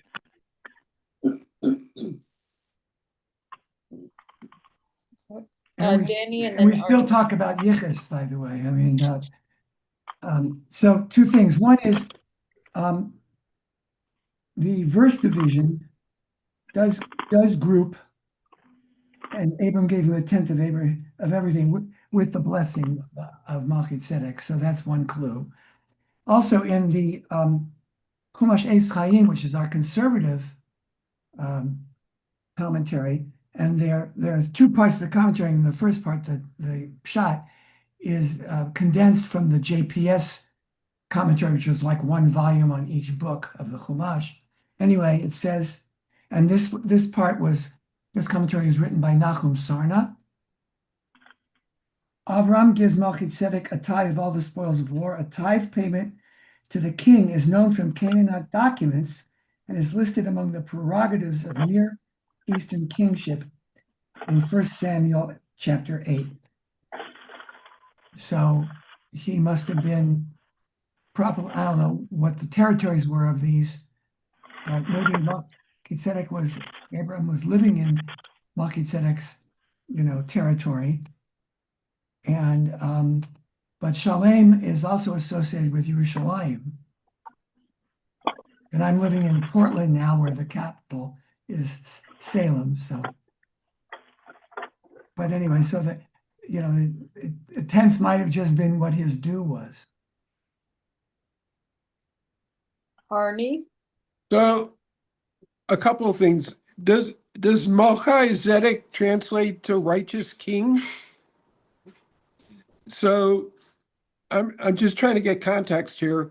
Was he a follower of Yahweh and thus, part of that patriarchal line and related to Avram, or some other tribe that converted, or why is he there and didn't travel with Abraham? I just don't get the context. As Danny pointed out earlier, that the idea of the one God is, he phrased it so beautifully, now I can't phrase it the same way. But the recognition of the Hebrews' one God is recognition, but does not eliminate their own belief in other gods. So So Melchizedek had other gods too, you assume. we So- don't assume otherwise. So why was he a tzaddik? You know? He recognized the God of the Hebrews. Okay. I think, I don't know. Ruth Ellen, go ahead. It's just hitting me now when I look at Safari again, because we always hear about Melchizedek. But now I'm thinking he's almost mythical. He's not one of the four kings that fought, right? But he brings them bread, and he's from Salam, which is like peace, right? He's like Switzerland in this situation, you know. So where did he come from? And now I'm starting. I mean, there's probably a lot of midrash on that. I'm not, you know. Maybe Rabbi Daniel knows a little more. I think that mystery is there on purpose, and it's more of a, you know, spiritual internal thing than a physical historical thing in some ways, which may be also because all the questions that Arnie asked, you know, they seem it seems very nebulous and not particularly solid. Not that there's very much that's ever solid here when we study it, but even more so. So just throw that in Well, there. there is a tradition that Melchizedek is Shem, the son of Noah, and that Enoch. Joel, you're cutting in and out. Sorry, We can't Joel, hear you're you. cutting. Yeah, I don't know where he is. Joel, you're frozen. We're going to move on to Sarah, and Joel, try again in a minute after Sarah. I was okay? just going to say this, even though it's written in Hebrew, king, I think they were called other things, and some of them took on their title actually not only meant king but priest.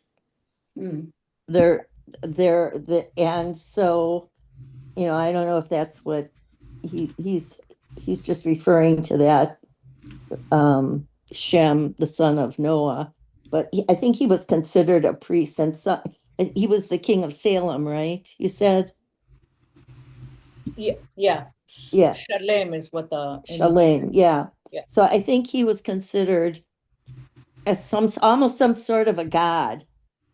You know, some of these people took on this other character incorporated into the word melech or king. So I think of them as if the concept of the one God is not yet the prevalent concept, that those who saw themselves as the intermediaries between the gods and the people that's the level that I'm thinking they are. But in and of itself, there's a problem there, because assuming this ability to translate allows people to put a mantle on themselves where they attribute attributes of God to themselves. And so Melchizedek, by his naming, has something a little more to him that allows him to not be that. He's still who he is by the people, whether elected or not, is seen by the people as something of a leader, but there's something different about him, and that recognition of the one God. That's what differentiates him. Right. Alan? In mentioning attributes, I think there's something else too about Avram that we didn't know before. He's a good military leader. He took these 318 men and defeated this force. And there's a piece of art that I didn't get to use, but now I'll show it here. This is Rubens, and very typical of the artists in the 15th, 16th century. They would put the biblical characters in contemporary dress for them. But here they show that here Melchizedek giving the bread to Avram, and Avram is dressed like a general. He's in armor with a sword by his side, and it's something, I don't know whether this is perhaps reading into it or whether it was considered a positive thing in that particular era, but I think it also perhaps serves to foreshadow the battles that are going to be fought, that we're going to see in future generations, that we don't really get a sense of being a military power, but clearly there is battlefield prowess. And Oh, yeah. the Middle East is a tough neighborhood. Yeah. No, clearly this chapter in the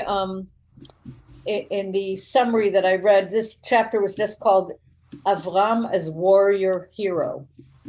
So warrior, yes, but where's the hero? So there's some other, again, it's a relationship thing. Let's not forget what Avraham is called to do is to be the one who will accept the covenant.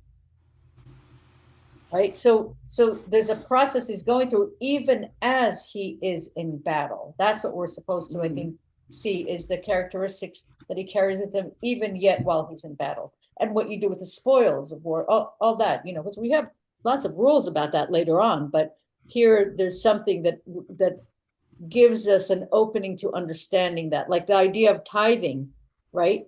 And saying, I won't take more than, like the shoelace. A sandal strap, yeah. Right. A shoelace. Right. So there's a allusion to the understanding of the routes that the descendants will be taking, and though there is war, you cannot forget what it's for. Not, it's not for personal gain. It's not for making Do the yourself right a thing god. about making something profit for yourself. Right. I think Arnie, you had your hand up. Yeah, I was just going to mention on its little aside how there's so many root words in Hebrew and Hawaiian, including like makala means crown in Hawaiian, kind of same root as melech. I won't go through all the others. Barry Blum has given my studied verbiage on this before, but there's a lot of similar roots. It's very interesting.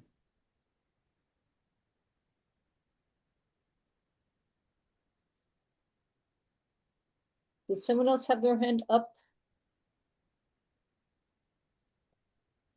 Okay, since there's more good stuff, I'm not rushing us, but since we've committed to reading the text, okay, let's see. I think here I was going to do all of 15 again because it's just 21 lines. I could do it because I'm going to jump off in a few minutes. Sure, go for it. Okay. Sometime later, the word of the Lord came to Abram in a vision. He said, "Fear not, Abram, I am a shield to you. Your reward shall be very great." But Abram said, wait, I got to take your pic. Oh. But Abram said, "O Lord God, what can you give me, seeing that I shall die childless, and one in charge of my household is Damasek Eliezer?" Abram said further, "Since you have granted me no offspring, my steward will be my heir." The word of the Lord came to him in reply, "That one shall not be your heir. None of your own, but your very own issue shall be your heir." He took him outside and he said, "Look towards heaven and count the stars. If you are able to count them," and he added, "so shall your offspring be." Because he put his trust in the Lord, he reckoned it to his merit. Then he said to him, "I am the Lord who has brought you from Ur of the Chaldeans to assign this land to you as a possession." And he said, "O Lord God, how can I know that I am to possess it?" He answered, "Bring me a 3-year-old heifer, a 3-year-old she-goat, a 3-year-old ram, a turtle dove, and a young bird." He brought him all these and cut them in two, placing each half opposite each other. But he did not cut up the bird. Birds of prey came down upon the carcasses, and Abram drove them away. And as the sun was about to set, a deep sleep fell upon Abram, and a great dark dread descended upon him. And he said to Abram, "Know well that your offspring shall be strangers in a land not theirs, and they shall be enslaved and oppressed 400 years. But I will execute judgment on the nation they shall serve, and in the end they shall go free with great wealth. As for you, You shall go to your fathers in peace, and you should be buried. Here again, I can't see it because the picture is blocking it. Ripe old age. And they shall return here in the fourth generation, for the iniquity of the Amorites is not yet complete. When the sun set, and it was very dark, and there appeared a smoking oven and a flaming torch which passed between those pieces. On that day, the Lord made a covenant with Abraham, saying, to your offspring I assign this land, from the river of Egypt to the great river, the river Euphrates. The Canaanites, the Kenizzites, the Kadmonites, the Hittites, the Perizzites, the Rephaim, the Amorites, the Canaanites, the Girgashites, and the Jebusites. Sarai, Abraham. Okay, wait, we're gonna stop right there. Okay. Very important line in here, which doesn't really read the same way when you're reading it in English. So let's see if I read it in Hebrew. So, Vayomer elav, Ani Adonai, asher hotzeticha mi'ur kasdim, לתת לך את הארץ הזאת לרשתה. I am the God who brought you out of, not Egypt yet, Ur Kasdim, to give you this land for your inheritance. That's very important. You know, in Hebrew, it just jumps right off the page because there's a lema'an, the why of it all, that is beginning to be woven into the fabric of the story. And that it's never about giving a gift to people to be squandered. That's been done. It's over that one. It's about a relationship. And that's why when I read it this year, it became obvious to me that the covenant is a three-way. It is a relationship. And here I see it. I didn't bring you out for nothing just because you're a good guy. I brought you out to give you this land as an inheritance. And that's an odd thing to say to someone who has not yet had offspring. So it's all tied into the faith, Abraham's faith, and the why Abraham, because he had faith.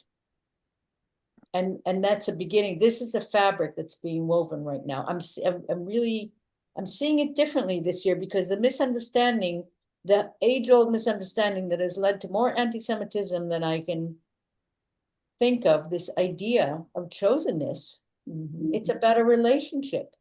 And the relationship is so all-inclusive that it's not ever extricable again. That's how I see it. Do you think Abraham thought that his faith was brought on by seeing how much he was given?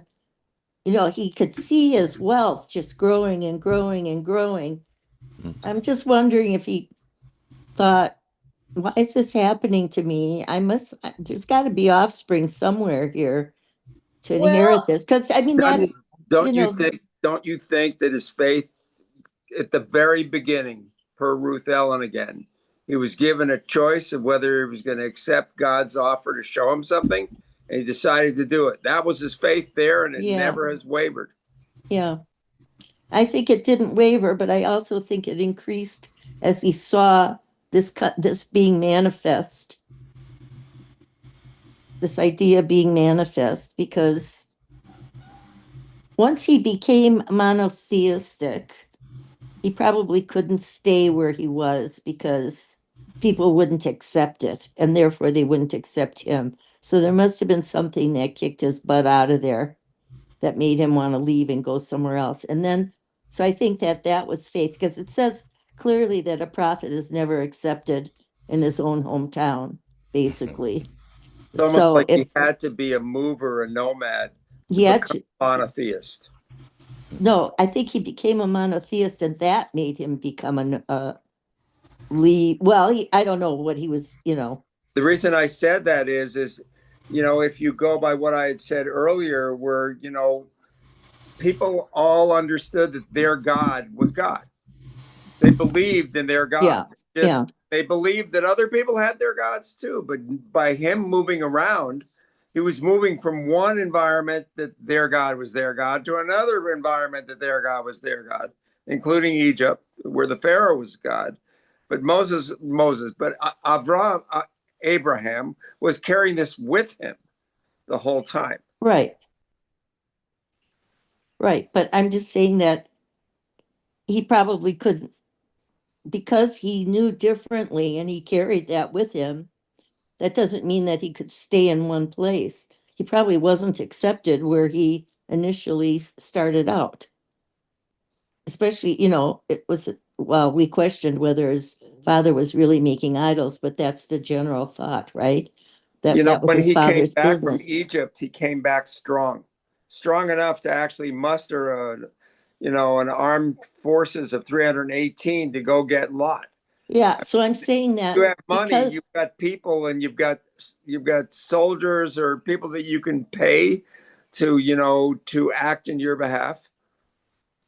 I'm just saying, Yehuda, that because he had all those soldiers and all that livestock and so many riches, he could see the direction that his belief in one God and his relationship with one God, with Hashem, increased his faith and made him keep going and thinking there is, so that's why God says to him, you're gonna be your offspring are gonna be like this, the sands of the seas or Yeah, whatever. but here you see it all around you. Yeah, but there he saw it all around him increasing as time went on. Good What one. happened to all that land to the Euphrates? Nothing. Don't tell the Orthodox, Or Likud. or they could. Oh my We're God. telling. What does that mean? I don't understand what you're saying. Well, Okay. a certain amount So of politics now in Israel is claim this, that, and the other thing that was based on the Bible. And if you're going by this Oh, particular I see what you're saying. then they're going to claim the Sinai back. I see what you're saying. Okay. Yeah. I I think think I we're have good. to respectfully want to say so. No, I lowered your hand, but go ahead. Okay, thank you, because I'm going to forget. That's the only reason I'm frustrated.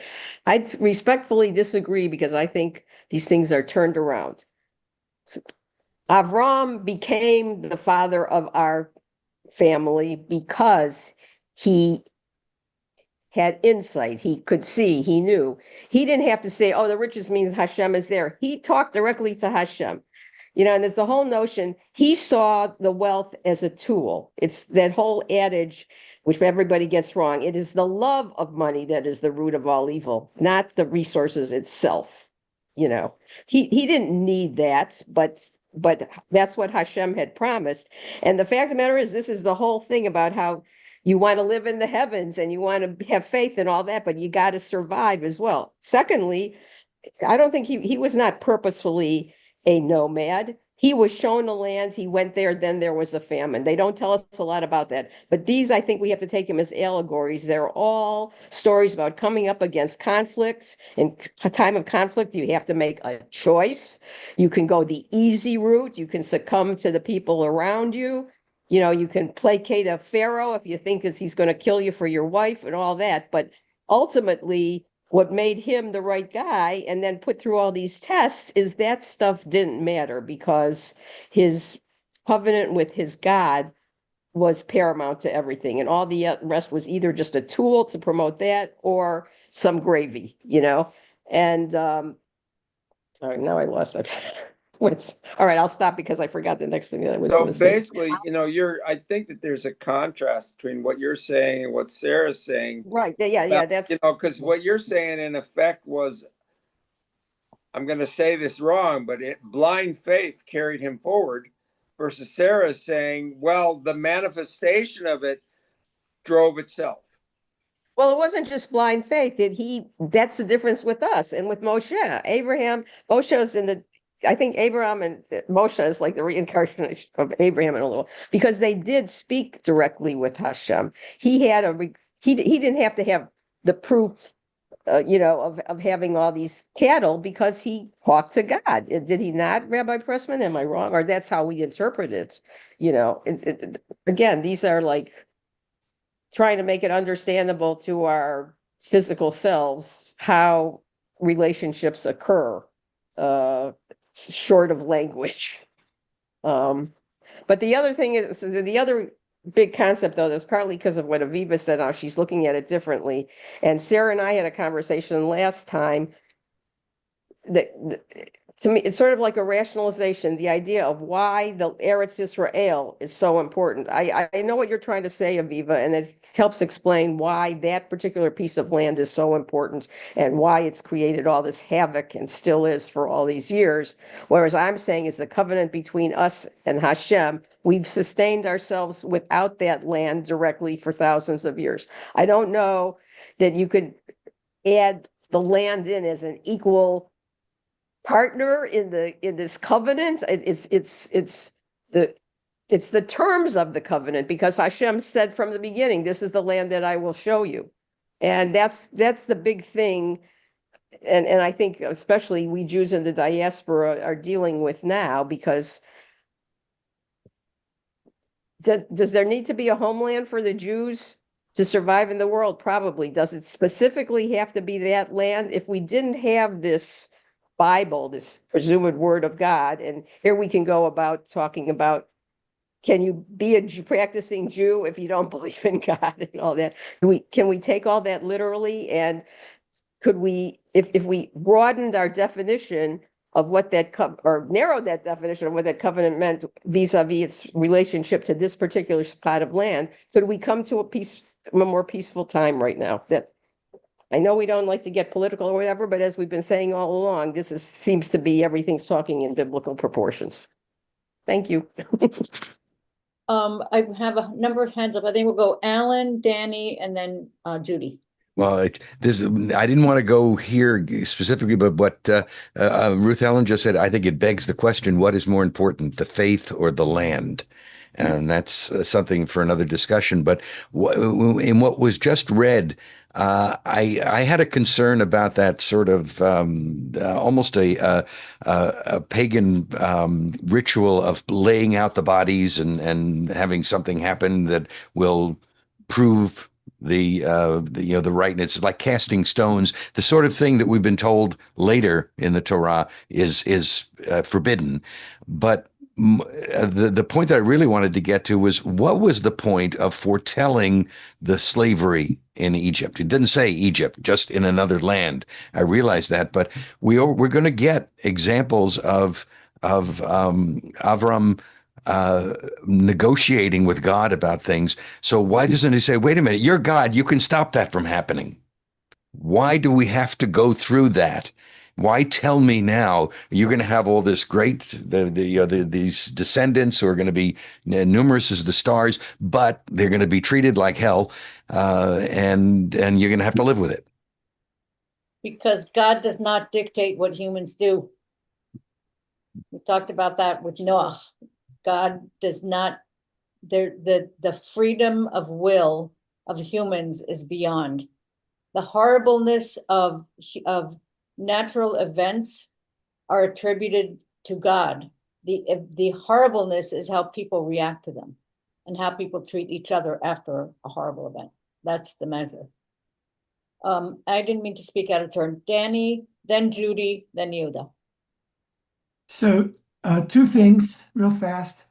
First of all, that covenant, it's called the Brit Bein HaBetarim, the covenant between the pieces.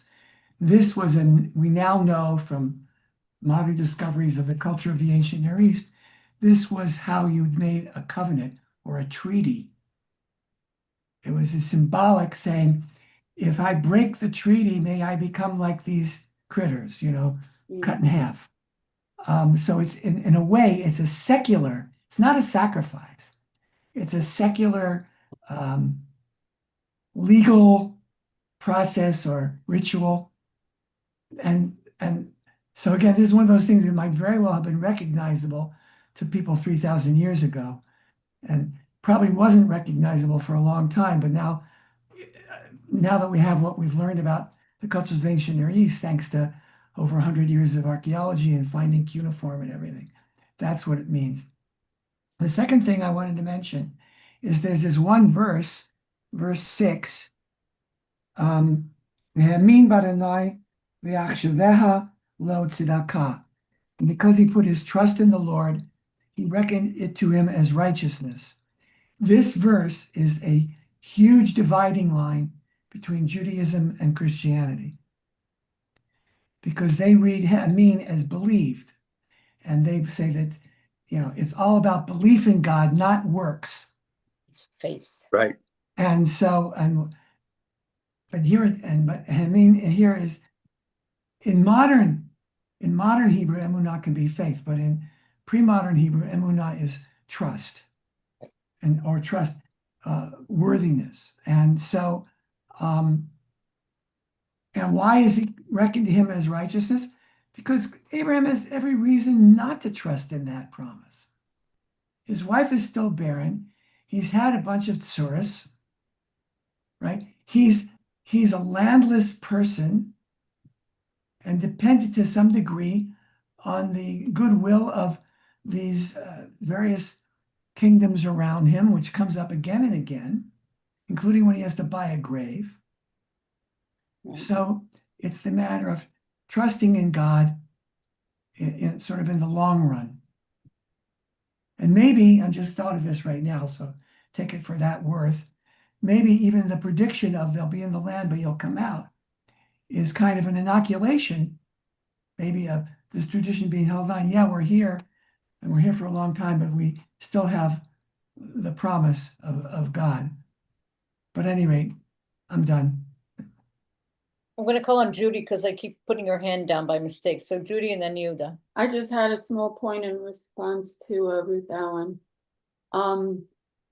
If Abraham really had all that trust and faith, why is he asking God, well, where are the offspring, you know? And if he really truly had that faith, he would say, okay, the offspring are coming. I just have to do everything that I was told to do, and it'll be here. So I think there's all, you know, he's not saying, hey, thanks for everything. He's saying, it's very nice I have this, but where are the kids? You know, so trust but verify. I would answer that in general and stuff. If Judy had been in more of our things, you know, having faith does not mean that there's not doubt. And that is, you know, we're talking about Very good. imbalances Yes, exactly. and being human and the human part of it. And maybe the difference is it's not that these people who pass these tests, like Abraham, that they are ever 100% pure. You know, it's that as analogous to Noah being a righteous man in his time, In there his is time. still a level of relativism there that, of course, ideally we would like to get rid of, because then we'd have the Garden of Eden, Nirvana, or whatever you want to call it. There would be no doubt. But, you know, so that's my answer to that. But I take your point, Judy. Thank He's you. not saying Diana, right? He's Right. not there yet. Yehuda? I think wanted to speak to Judy first is that, you know, the people that are in the Torah are human, and they're not going to get it right all the time, and they're going to have, you know, they're going to have, you know, doubts. That's just part of being a human. There's no 100% surety.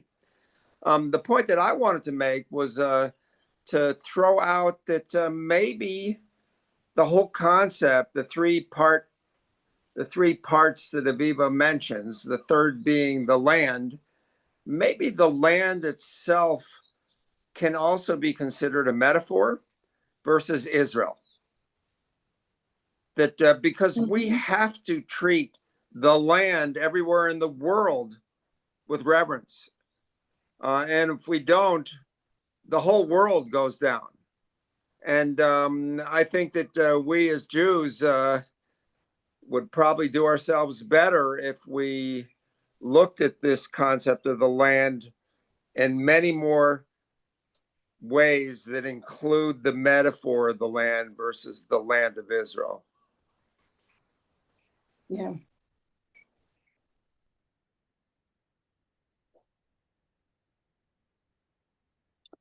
I feel like I'm speaking too much, but I would be remiss in not mentioning You this. are. Sorry. That the idea of control over the land, when people or entities, human entities, take control over the land and the distribution of resources, things happen which make they make for the worst of what humanity can show, of what humanity can be, right? So, you know, you look at China, the whole idea of how China became the modern China all stemmed from the idea that there was this great big country and most of it was starving. Most of the people were starving. You know, you look at our country and you say, people in this country are starving in a different way. You know, they're starving for lack of nutrients, even while calories are abundant. This idea of control of resources is not much different than humans seeing themselves as gods. And, you know, we're seeing it very clearly with this class of multi-gazillionaires. Like, amass so much wealth, you can actually do things that in a different realm are not left to individual humans to do. There's something very, very wrong with that historically. And that is part of why I wanted to clarify that when I say the three-way relationship, it's the land of promise, not the promised land. All land is a land of promise. A land that once millions of people starved on and now everybody is fed. That's a human interaction that causes that change. You know, it's the faith and the trust that is missing. When that is missing, humans don't have anyone to have trust in, and they take it upon themselves to act like gods. So I just wanted to clarify that. And I have to clarify, I just want to apologize to you when you said this year is different. I maybe jumped to a conclusion because I know you're more broad-minded than that. On the other hand, you're human and you have a strong relationship to Eretz Israel more than I, because I've only visited it once, you know. So, I mean, it's this whole idea now, as we watch what's happened in the last 2 years and be torn, the way the world is looking at us, that if this is like sort of a rationalization of why the state of Israel right now has the moral high ground, so to speak, when it doesn't seem in a lot of ways that they are. However, this idea of is the land of Israel, the modern country of Israel, essential for Judaism? That will be definitely, regardless of whether anybody else brings it up in our beginning session, that will be a session in our Judaism 101 for sure, because there is a concept that's inexplicable, and it does not mean what some people would like it to mean in the most facile way. We have to be, you know, we are admonished that there is no such simplicity. See, that's what we fall into. It's a fundamentalism. It's like, you know, when Yehuda mentioned the ultra-Orthodox and those people controlling, you know, because they see it has to be that particular land as the way they interpret. And you know, none of us last forever. You know, how can you lose what you never really owned? That's from a popular song. I love that line. But it was just loaned. It's just being loaned to us. And of course, that shows up all over the Torah too. So Yehuda's point about it's our obligation to take care of the whole earth and think of land in a much broader, like you said, a land of promise, not the promised land. Right. So, yeah. I think that if we're going to be true to our nature of slogging through the whole thing, we got to, let's see. Danny put something, materials on how the prayer book has so many. That's just for you. That's just for you. Oh, got it. Okay. Thank you. I will read it. So who wants to read the next? Let's see. Are we doing the whole? This one I kind of subdivided into 1 through 6 and then 7 through 16, but it's just short. Let's do chapter 16, all of it. I can do it. Okay. Thanks. Sarai, Avram's wife, had borne him no children. She had an Egyptian maidservant whose name was Hagar. And Sarai said to Avram, "Look, Adonai has kept me from bearing. Consort with my maid. Perhaps I shall have a son through her." And Avram heeded Sarai's request. So Sarai, Avram's wife, took her maid Hagar the Egyptian after Avram had dwelt in the land of Canaan 10 years and gave her to her husband Avram as concubine. He cohabitated with Hagar and she conceived. And when she saw that she had conceived, her mistress was lowered in her esteem. Sarai said to Avram, "The wrong done me is your fault. I myself put my maid in your bosom. Now that she sees that she is pregnant, I am lowered in her esteem. Adonai, decide between you and me." Avram said to Sarai, "Your maid is in your hands. Deal with her as you think right." Then Sarai treated her harshly and she ran away from her. An angel of Adonai found her by a spring of water in the wilderness, a spring on the road to Shur, and said, "Hagar, slave of Sarai, where have you come from and where are you going?" And she said, "I am running away from my mistress Sarai." And the angel of Adonai said to her, "Go back to your mistress and submit to her harsh treatment." And the angel of Adonai said to her, "I will greatly increase your offspring, and they shall be too many to count." The angel of Adonai said to her further, "Behold, you are with child and shall bear a son. You shall call him Ishmael, for Adonai has paid heed to your suffering. He shall be a wild ass of a man, his hand against everyone, and everyone's hand against him. He shall dwell alongside of all his kinsmen." And she called Adonai, who spoke to her, "You are El Roi," by which she meant, "Have I not gone on seeing after he saw me?"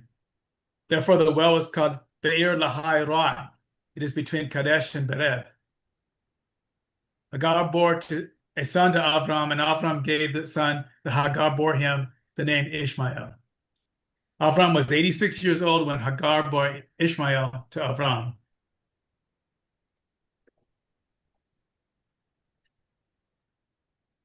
Well, no problems here. Shall we go on? I don't see any problem. Yehuda does. Go ahead, Yehuda.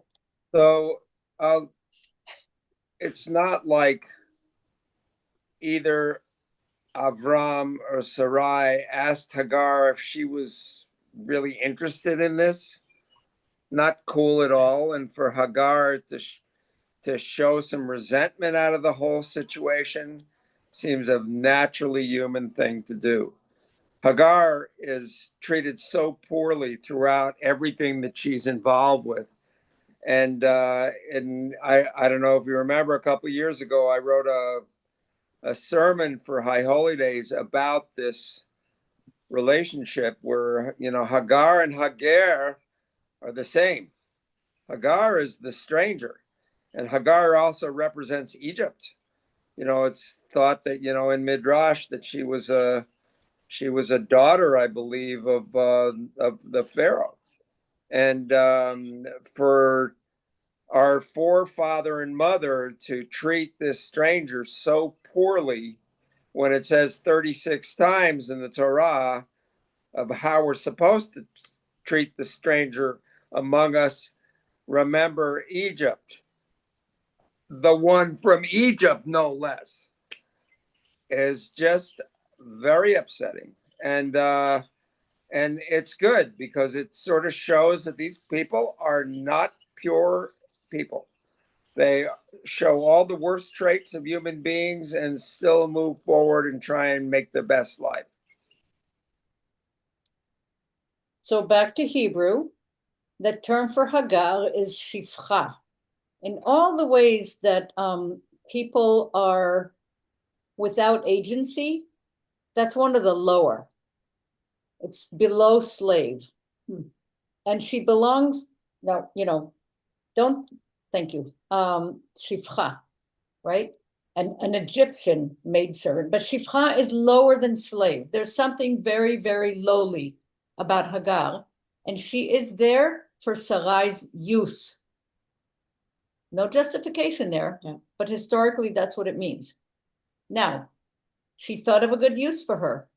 In her mind, by Hagar actually being the physical ability to bring an offspring, it's still her offspring. It's a surrogacy. It is seen as a surrogacy. The child should, in her mind, still be hers, because Hagar is her shifcha, her maidservant, in the lowliest of the ways that people belong to other people. So clearly there's even Sarai is dynamic and can see that this is not, it's not as simple as all that, right? There's a So lot you of take complex. on the surrogacy and you still, considering that this is going to be your child, you decide, doesn't meet the standard. We're throwing the kid out in the wilderness. Come No, on. but no. And again, I'm not saying this is anything with an opinion. I'm giving you a statement of facts. And if you know that this last year, the Catholic Church came out with whatever the term is, a statement against surrogacy. And what it is that surrogacy can put people in a position of extreme lack of agency. Like it is it's so belittles people. It's a way that you show, I have the ability to do something because I'm more able, I have more resources. It puts other people down to a level that's unacceptable. That's what's unacceptable about surrogacy. Even with the whole importance in Judaism of having offspring, and scientifically, nowadays, surrogacy does mean biologically that the child is biologically not of the surrogate. Still, in the Catholic Church, they have a problem with that concept. And it's that concept that it really, it shows, it highlights people's lack of agency in their lives. Which I understand. I mean, that's very valid. And that's what Sarai comes to that understanding. She's like, oops, I thought she was mine, and whatever I do, whatever she does is for me. Because socially, that's what it was. That was Hagar's position. She wasn't the only one. That was a socially, I don't want to use the term acceptable, but it happened. Okay, Sarah. Very interesting. Go ahead, Sarah. Oh, you're muted. You had your hand up, Sarah, but you're muted. Okay, I'm ranting and I'm muted. Wonderful. I don't want to miss a Sarah It was rant. practice. Okay, Sarah rants. I mean, she was good enough to send her to bed with her husband, which I know they had other wives, but and she was good enough to take that baby and raise her as her own for how many years, and then to just send her out into the desert to die with the kid. It's just ludicrous. I mean, to me, that would have what Sarah did. If she had done something differently, it would have changed the whole relationship between Jews and whoever Hagar's descendants and in Ishmael. And think about that. Think about the relationship that came out of that. To this day, there's enmity there. So I understand totally the whole desert people thing and what's going on, but gee, I wish there was more, they were more enlightened, because it seems like she was good enough to give the baby to go into with Abraham. Abraham took her in, and he married her later on again. Took her into his tent again after Sarah died. So what does that tell you? He's human. Oh Well, that is gosh, mid-drive. please. I mean, this is like, I don't know. I don't know. It just seems really weird that he would go and take her back after all of that into That his is tent. mid-drive. But whatever. We don't know. Well, look, there's Okay, midrash, that's but speculation. I don't know if that's speculation. Well, if there's a because different name, there's a different name that's true. associated with that future woman, and she's considered to be the same. And the fact the two boys went to Sarai's funeral, Right, et cetera, et cetera. Yeah. So, but we don't know for sure. But anyway, I mean, there's just a lot there that I think, unfortunately, at that time, the way that people lived, they did things like that. Doesn't make it right.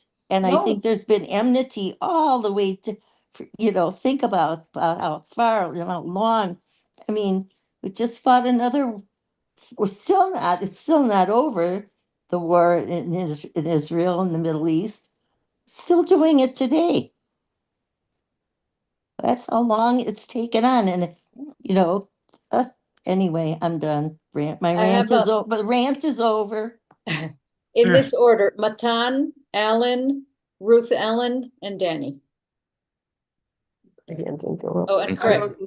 don't know how many of you saw the various flavors of The Handmaid's Tale or read the book, but I have been told that that is a somewhat accurate representation of what was expected of a handmaid, which was what Hagar was. That basically she was a proxy for the real wife, and she should have a relatively limited role in the child. The child belonged to the real wife. And that doesn't appear to be the case looking at the text here. And it looks like Hagar kind of went beyond her role. What? As reported by Sarai. Well, clarification. Sarai was the one who said, I will be strengthened by her. So, But then she's Ibaneh. also the one who said, well, she's acting this way and this way and this way. We're not Got acting jealous. that she did. It's just Sarai's report of it. So she thought it would elevate her, and her jealous heart, it was bringing her down. Oh, Okay, I gotta shut up. I'm gonna mute myself. So, right at Country Western It song. sounds like a country song. Yeah, I think. But I agree that there's plenty of places to discuss the actions of Sarai and the relationship. What about Avram? He said basically he washed his hands of the whole thing. Said it's your problem. You take care of it. Shalom This is leadership. This is the father of the patriarch of the community, and he just says, I'm washed. I achieved what I wanted to achieve. It's up to you to solve your problem. All my years as a teacher, every once in a while there'd be a fight out in school, and everybody'd come into the library and say, "There's a fight." My job was to go in my mind, to break it up. You never got in the way of two women who were fighting, ever. The men, you could literally stand between them, both of them football players who were much larger than me, and they're looking for a reason to walk away. The women are not, they're out for death.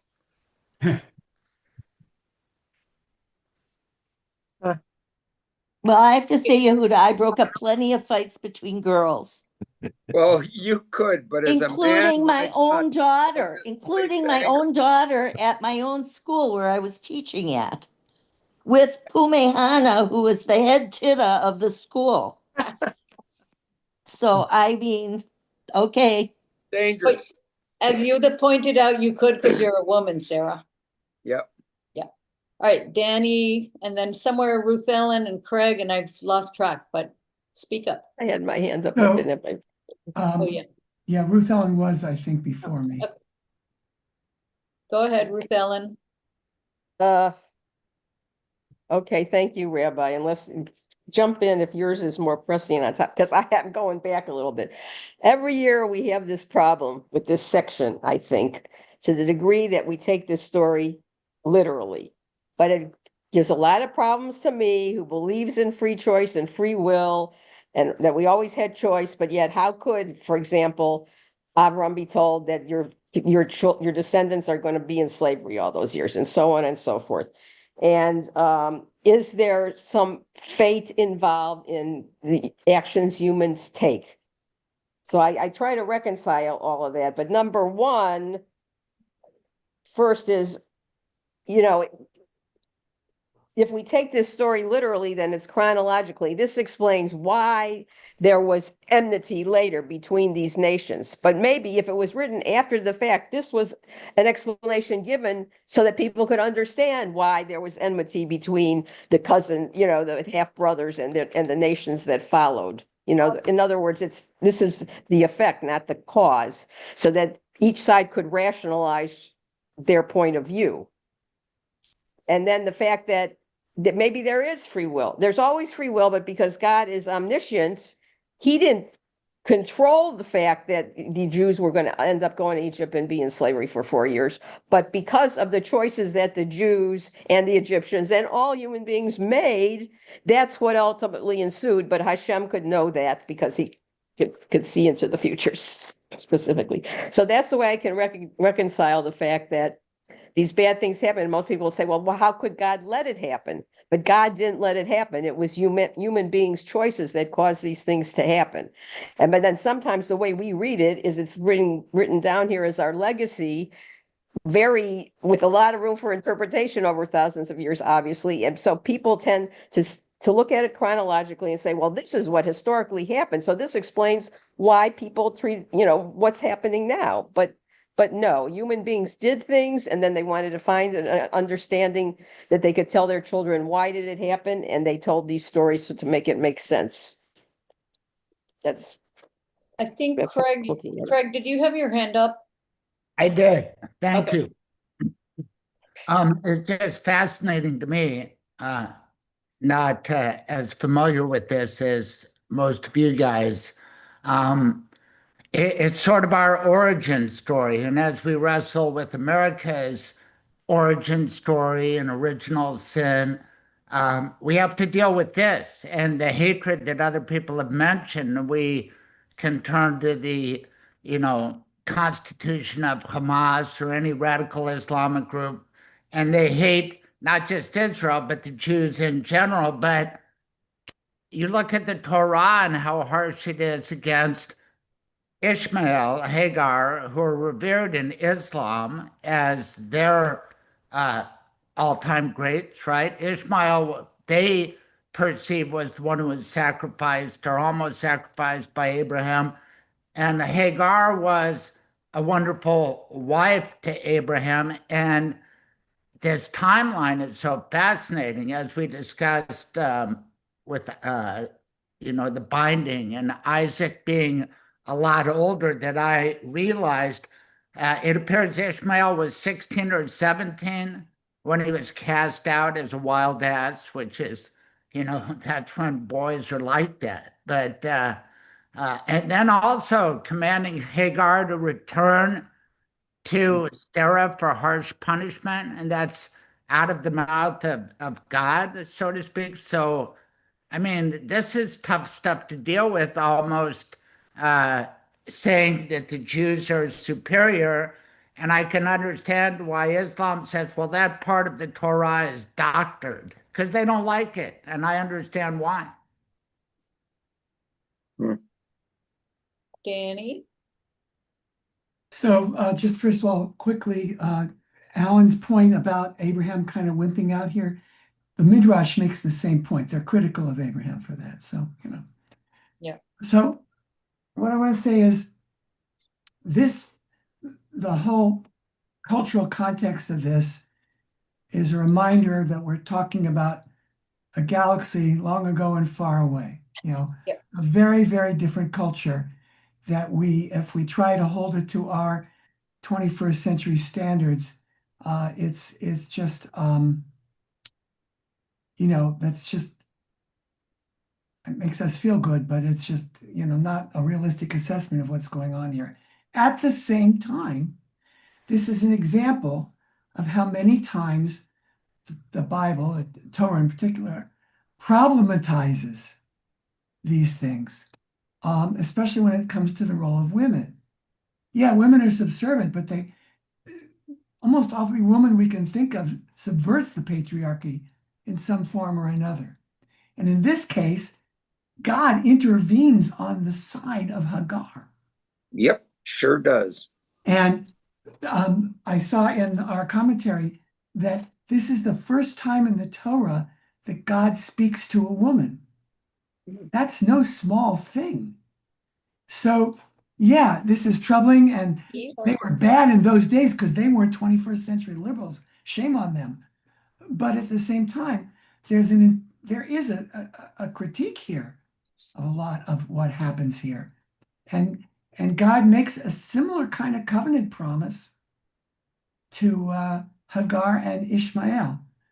And lastly, wild ass of a man is not an insult. It's just a description of the wild asses of the ancient Near East, who were very independent and hard to tame, hard to domesticate. It's no great compliment either. Well, it's just saying he will be a different sort. He's not going to be mild-mannered like Isaac, that's for sure. But he's going to be independent and go off and start his own tribe. And so nowadays, if we call someone an ass, it just means one thing. So anyway, that's it. I'm done with that. Can I ask about a Hebrew word and the use of the word consort in what we read, that Hagar was supposed to consort with Abram? Did that mean socialize or have intercourse, or What's exactly is involved there? Is that verse 4?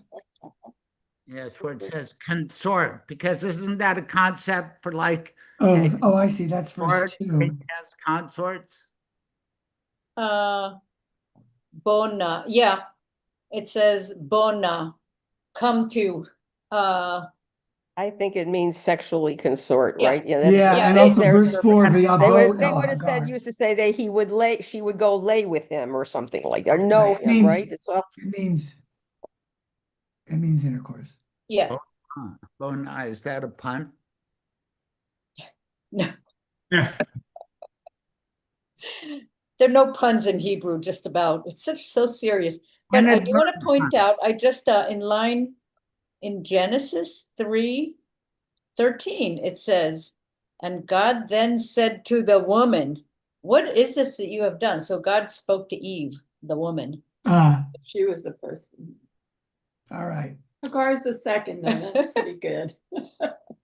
Can I add one thing real fast before I forget? The Rabbi Pressman said too, that God intervened. Remember, God also intervened with Abram, and he did not want to send them away. And Hashem said, don't worry, do it. It's in the long run, they'll both be great nations. So this is what makes me think, like I said, it's a two-way street. Can we have any of these experiences going on if we don't have human beings involved? I'm thinking of the analogy, forgive, it's a little off, but we're bringing in how it's different from Christianity. In Jesus Christ Superstar, the protagonist in that is actually Judas, because the premise is Judas is seen as the bad guy, but supposedly everything that was supposed to be predicted and happened, he was a change agent, but it was like he wasn't doing it out of personal malice. It was like that's what had to be done to move the story along in the direction it's supposed to go. We could say the same thing here. That is not for me to say. That's one way to interpret it. It's not for me to say that I believe that in both cases it was the will of Hashem one way or the other, to make that happen. But in reality, it gives people another way to look at somebody who's normally seen as the villain and in the wrong. That and there again, the ambiguity is, well, was he fated, or he or she fated to have this behavior? When they talk about having an inspiration, or when people act without thinking, kind of thing. One way to interpret that is that it's a power greater than themselves are causing their actions. So again, I always do talk about choice, Yehuda, but the problem always is sometimes people exhibit behavior and they say, well, did they really have a choice? If they're just like Avram thinking that Pharaoh would kill him if he knew it was his wife, and things like that. When people balance these choices moment to moments all the time. And in retrospect, we can look and we can find the good guy and the bad guy. But if you look closer, it's a lot more subtle. Sarah, you have your hand up. I just want to put this idea out there. I understand that, back in the time of Abraham, women were not very important. But I still feel sometimes that women are still kept down, and the way they're kept down is the mikvah, that it's used to keep a certain value on women, this unclean value that separates them from men, makes them different from men. I'd like to know what some of, and I really love the men in this group because they are always so open-minded about women and non-misogynistic, but I kind of would like an opinion from some of you on that. What do you think about the mikveh as a means of keeping women on a lower level than men? Is that a Well, loaded? I'm not going to give you an opinion. Okay, that's a loaded question, right? Yeah, but the mikveh or mikvah, or how do you say it in English? Mikveh. Is not just unique to women in traditional culture. So it is a purification. It's associated with, we read about it in various places, with temple rites or whatever. But as it pertains to women, that interpretation is one of many very specific law rules that can be looked at very, very differently. So there is a way of looking at it and saying it's for the benefit of the woman. There's a medical way of explaining it. I'm not interested in the medical way. I'm not interested in any way. I am interested in exactly what you're saying, which is how something that was very specific to a time and a place is used to justify fill in the blank. In this case, putting women in a bad light, saying women are unclean inherently. It doesn't mean that. But that's what society does. That's what we do when we feel powerless. We exert power over other people. So in the history of humans being human and feeling subservient in some way to other humans, they have interpreted it to mean that, and it's stuck. But I think if you talk to women who actually go to a mikveh as part of their religious practice, they don't see it that way. And they don't feel like I can understand that, and I can understand why they don't see it that way. I Right. think, I understand the benefits And it's not of necessarily it. benefits, it's just that they see something empowering. And, honestly, I have to tell you, I learned about this a little bit because we got married in Israel. In those days, there was no other way to get married in Israel other through the way the rabbinical courts told you. So for me, it was an adventure. It was going to be the one and only time in my life I went to a mikveh. Oh, interesting. I didn't know that. I went to a it was mikveh before we got married as well. But I understand that men go, but men aren't under as much obligation. Not as many things are going to happen to men. Well, you're not going to come in contact with disease and all these things to make them have to go to the mikvah. So I guess what I'm saying is, if it's about having a woman have a time of the month where their body can rest and not be invaded, fine and dandy, but doesn't that say something about men that you have to sleep in a separate bed and you have to, that kind of thing? I will point out those are all interpretations of what it means. Isn't that what happens? You can't sleep with your husband when No, you're. If you're Orthodox. I think sure. this is a very big, long topic that is a digression. All right, maybe But it's I a would just say digression. that Yeah, the anyway. one thing I want to say is interpreting tameh and tahor as unclean, and impure and pure, in both cases is a distortion of these categories. And to explain that properly would be a whole other session. Yeah, but that's what it says in the Torah. It specifically uses clean and unclean. Because there's no equivalent English word. It means ritually impure for ritual purposes. It's not a what's the word? It's not a description of status, or it's certainly not a moral category. Right. And not a medical one either, by the way. No. Right. But it can be awfully convenient to interpret it that way if you have a purpose in mind. Ruth Ellen and Craig, I don't know who that had their hand up first. Let's call him Craig because we haven't heard much from you, but you have to unmute. I'm gonna forget. You have to unmute, Craig. There. Thank you. I want to put in a good word for the mikvah. Not that I have much experience. I didn't even know men could do it, but my wife as part of a conversion process, took a dip in the mikvah, and that's a blessing. And another thing that my wife and I enjoy is this new Netflix show. Well, it was on last year. Nobody Wants This, It's in which a great. rabbi is in love with And uh, so and the hilarity ensues. And it really is funny. And I'm wondering, right now they're deciding if she's going to convert, and I just recommend it. I think it's interesting, and whether you like it or not, it will influence the way a lot of people think about rabbis and interfaith are you marriages. recommending the show or the mikvah? Yeah, I do recommend it. I do recommend it I because mean, going to the mikvah once to to convert or get married or something is totally different than living an Orthodox life where you have to go to the mikvah every month. And I understand that women like it and want to do it and wouldn't live any other way. I but completely understand that. it's like anything else. If the Orthodox didn't do it, then we wouldn't have it. But you know, Right. there is a woman's mikvah book club where the book club meets in the mikvah, you know. Oh, that's fun. No. Ruth Ellen and then Marilyn. Thank you. Yeah, I was just going to say, I think we got off on a tangent because I think what Sarah was trying to talk about, the reasons why women are not given the same deference in terms of a relationship with Hashem, who they can talk to. It's not the mikvah, it's the notion that's been propagated that women are intrinsically unclean most of the time.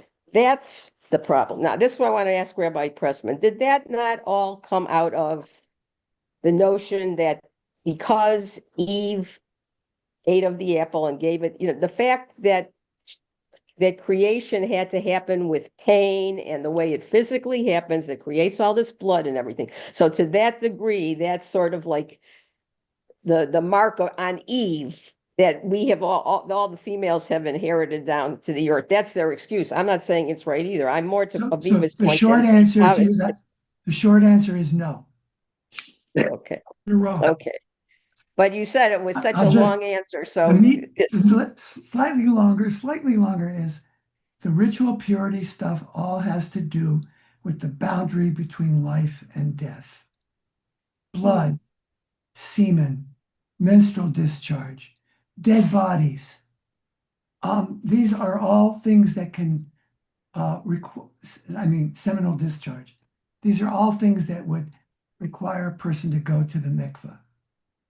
Okay. So it operates on that level, not, in other words, there's other reasons someone, male or female, might have to go to the mikveh under the law that have nothing to do with women even, right? So, with women, it's on a regular basis, pretty understood, much. Because but the guy, in the Orthodox world, the guy has a right, yeah. eternal emission, he goes to the mikveh. So, and given that they're not allowed to masturbate, I assume that that happens a lot. Sorry. So I guess I would say to Sarah, there are a bunch of other reasons why there's misogynistic stuff going on that seems to bring women down, but maybe having to go to the mikveh isn't really one of them. I don't know. Aviva? I don't Marilyn know. has her hand up and then Judy wants to speak.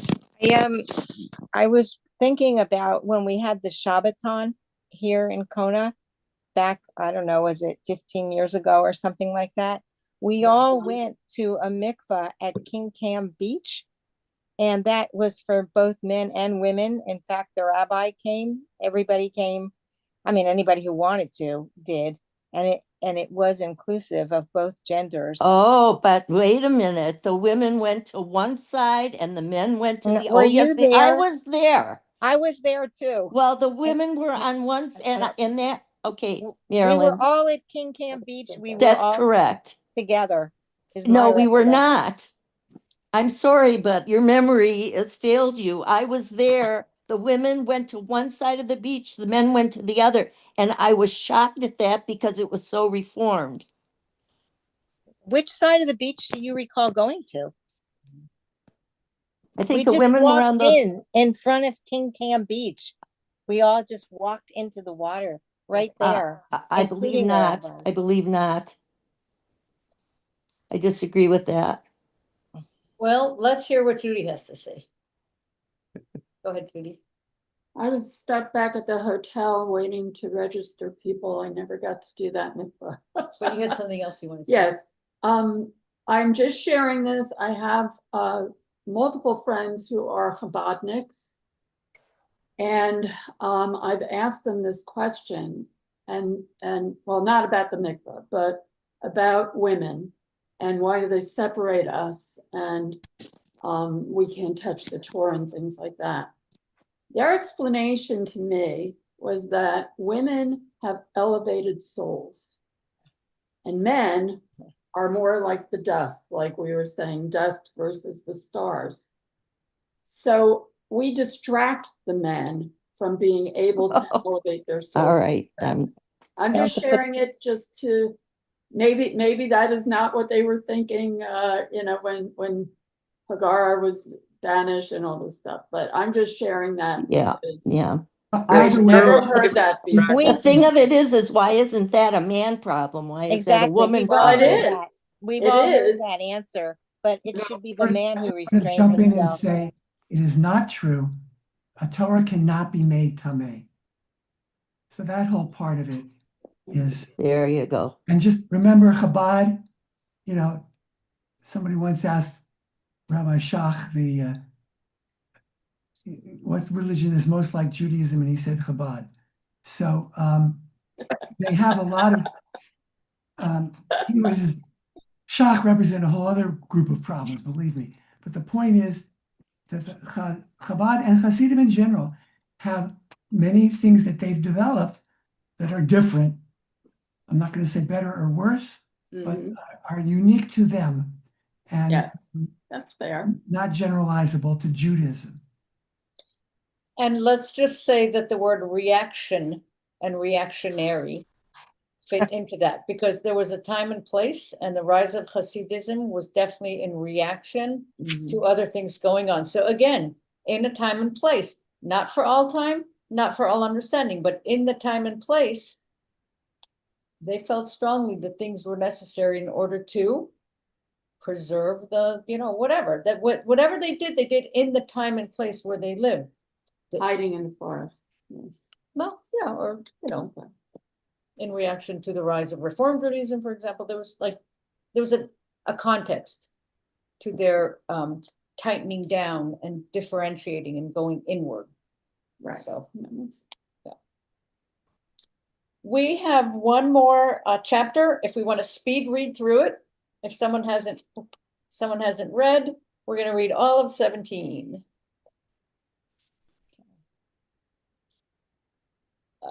Someone read. Okay. When Abram was 99 years old, the Lord appeared to Abram and said to him, I am El Shaddai. Walk in my ways and be blameless. I will establish my covenant between me and you, and I will make you exceedingly numerous. Abram threw himself on his face, and God spoke to him further. As for me, this is my covenant with you. You shall be the father of a multitude of nations, and you shall no longer be called Abram, but you shall be called Abraham, for I make you the father of a multitude of nations. I will make you exceedingly, I'm sorry, I've got your picture in the middle. The script went, hang on, I'm sorry. I will make you exceedingly fertile and make nations of you, and kings shall come forth from you. I will maintain my covenant between me and you and your offspring to come, as an everlasting covenant throughout the ages, to be God to you and to your offspring to come. I assign the land you sojourn in to you and your offspring to come, all the land of Canaan, as an everlasting holding. I will be their God. God further said to Abraham, as for you and your offspring to come throughout the ages, you shall keep my covenant. Such shall be the covenant between me and you and your offspring to follow, which you shall keep. Every male among you shall be circumcised. You shall circumcise the flesh of your foreskin and that shall be the sign of the covenant between me and you. And throughout the generations, every male among you shall be circumcised at the age of 8 days. As for the homeborn slave and the one bought from an outsider who is not your offspring, they must be circumcised, homeborn, and purchased alike. Thus shall my covenant be marked in your flesh as an everlasting pact. And if any male who is uncircumcised fails to circumcise the flesh of his foreskin, that person shall be cut off from his kin. He has broken my covenant. And God said to Abraham, as for your wife Sarai, you shall not call her Sarai, but her name shall be Sarah. I will bless her indeed. I will give you a son by her. I will bless her so that she shall give rise to the nations. Rulers of peoples shall be issue from her. Abraham threw himself on his face and laughed as he said to himself, can a child be born to a man 100 years old, or can Sarah bear a child at 90? And Abraham said to God, oh, that Ishmael might live by your favor. God said, nevertheless, Sarah your wife shall bear you a son, and you shall name him Isaac, and I will maintain my covenant with him as an everlasting covenant for his offspring to come. As for Ishmael, I have heeded you. I hereby bless him. I will make him fertile and exceedingly numerous. He shall be the father of 12 chieftains, and I will make of him a great nation. But my covenant I will maintain with Isaac, whom Sarah shall bear to you at this season next year. And when he was done speaking with him, God was gone from Abraham. Then Abraham took his son Ishmael and all his homeborn slaves and all those he had bought, every male in Abraham's household, and he circumcised the flesh of their foreskin on that very day, as God had spoken to him. Abraham was 99 years old when he circumcised the flesh of his foreskin, and his son Ishmael was 13 years old when he was circumcised in the flesh of his foreskin.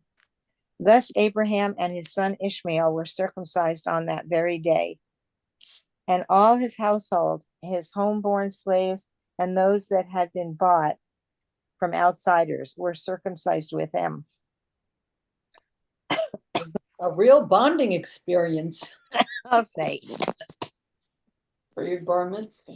I just want to point out that line 14 is a very significant line to me, because the consequence of not accepting the covenant by not being circumcised is to be cut off from your people. Mm-hmm. Which I think when I read that throughout, because it comes up numerous times, that feels to me like the worst thing that can happen to a human. Be cut off from your people. Yet how does this parasha start? Abraham being told, get up and leave everything, the land of your birth, your kin, your community, your everything. And that is real trust. Because if the worst thing is to be cut off from your people, then that was a real act of trust. Being cut off. Yeah. He starts off being cut off and ends up being threatened with, if you don't do this, you'll be cut off. That's what I read. Craig. Yeah. You already said earlier that God makes no puns, right? But I can't help but notice that right after he commands the Jews cut off the foreskin, he makes that threat about you will be cut off from his kin, right? Yes. So yeah. So I don't just And again, it's cutting off is that it's same word. I mean, well, it's the weakness of English, because for circumcision, there's a very specific word, nimol. And for Okay. being cut off, it's the same root word as if you're cutting somebody's head off. I mean, it's severe and it's physical and it's brutal and it's violent. It's being cut off from your people. versus circumcision has a completely different word that doesn't, it's not the same. I can see how in English it's like, oh, that's a little too close to home to use the same word, but in Hebrew it's not the same word at all. But karat is also the word that's used for the covenant between the pieces. Right, Lichrot Brit. Mhm. And we say to a covenant is something we come together and we sign, but it's actually the word for sever. Yeah. Lichrot Brit. And karet later on does mean like excommunication. Yeah, that's right. I say when it comes to circumcision and the requirement of the male convert to Judaism, it just seems to me I would prefer to take a dip in the mikveh than having an adult circumcision. It would be. I don't know. That sounds to me like they could go to the Supreme Court nowadays. Hold on. Yeah, Good Greg, day, is there, everybody. you get a choice? Yeah, well, you know, when I worked a lot with converts over the years, and when I would ask the male, you know, candidate or prospect early on, have you been circumcised? And if they would say yes, I would go, oh, thank God. Because then they just do what's called hatafat dam. You just take a little drop of blood from the member in question. But otherwise, you know, in conservative and Orthodox and even some of the other movements, depending on the rabbi, you go to the day surgery, and I would go in. And I was lucky there was a Jewish urologist, so I would go in and say the blessings and everything, and he would say the What first, about because he could do it as a Jew. But so anyway, if then it's and when all the Russians started coming in, there were a number of them who said, yeah, I want to be circumcised, and which I thought, well, that guy's very committed, because we didn't require it. You know, you could be a member of the congregation and everything. We didn't ask, you know. Anyway. Craig has something to add. I just am very curious about this. Is a rabbi present during an adult circumcision? Is the person conscious? And what about that little, I don't want to say prick, but I guess. So, all right. So early on, when I had the first convert, is a rabbi there to say a certain blessing? So early on, and observe it or witness? male conversion. Greg, listen. I called the local moil, and he came in and he said, and he did it, but he said, you know, you don't need me. Go to the store and get a spring-loaded lancet like the diabetics, right? Yeah. And use that. So I thought, okay. And but then I said, well, basically I tried it out on myself so I could tell the people, hey, I did it on myself. It's not that painful. Don't worry about it. And it wasn't. So after that, I did the hatafa. Goodness. An interesting note to end on. So interestingly, that among modern Jews, it's even a question about, you know, it's one of those choice things, just like vaccinations. And even in Israel, I'll have you know, there are people who talk about this in Israel as well. And there are some outlying communities that consider themselves very faithful to Judaism, but this is a decision they've made. Little outposts that I've read about here and there. Up in the Galilee, there's one, and you know, it's a question that people are asking. But aren't you Interesting. glad it's 8 days now? Well, and that's the thing. So yeah, the 8 days thing is definitely, I mean, scientifically, not to say it doesn't hurt the baby, clearly it does because they cry, but scientifically 8 days is a really good time in terms of like clotting factors being in place and all that. And when they're not, it's delayed. And there's no question about it. There's no like rabbi who argues if there's any clotting issues historically, genetically with either of the parent, they just wait. They do it later. Or hypospadias. Yeah. What's that? I was a 2-month preemie. Yeah, right. So I preemies didn't have too. my breed till I was 2 months old. Yeah. And I'm ready, doctor said, okay. Yeah. So it's definitely, things that will be coming up in our upcoming, whatever we call it, class or session, definitely issues that people deal with, and how Judaism is always historically dealt with. We live in the here and now. And what does that mean to us as Jews?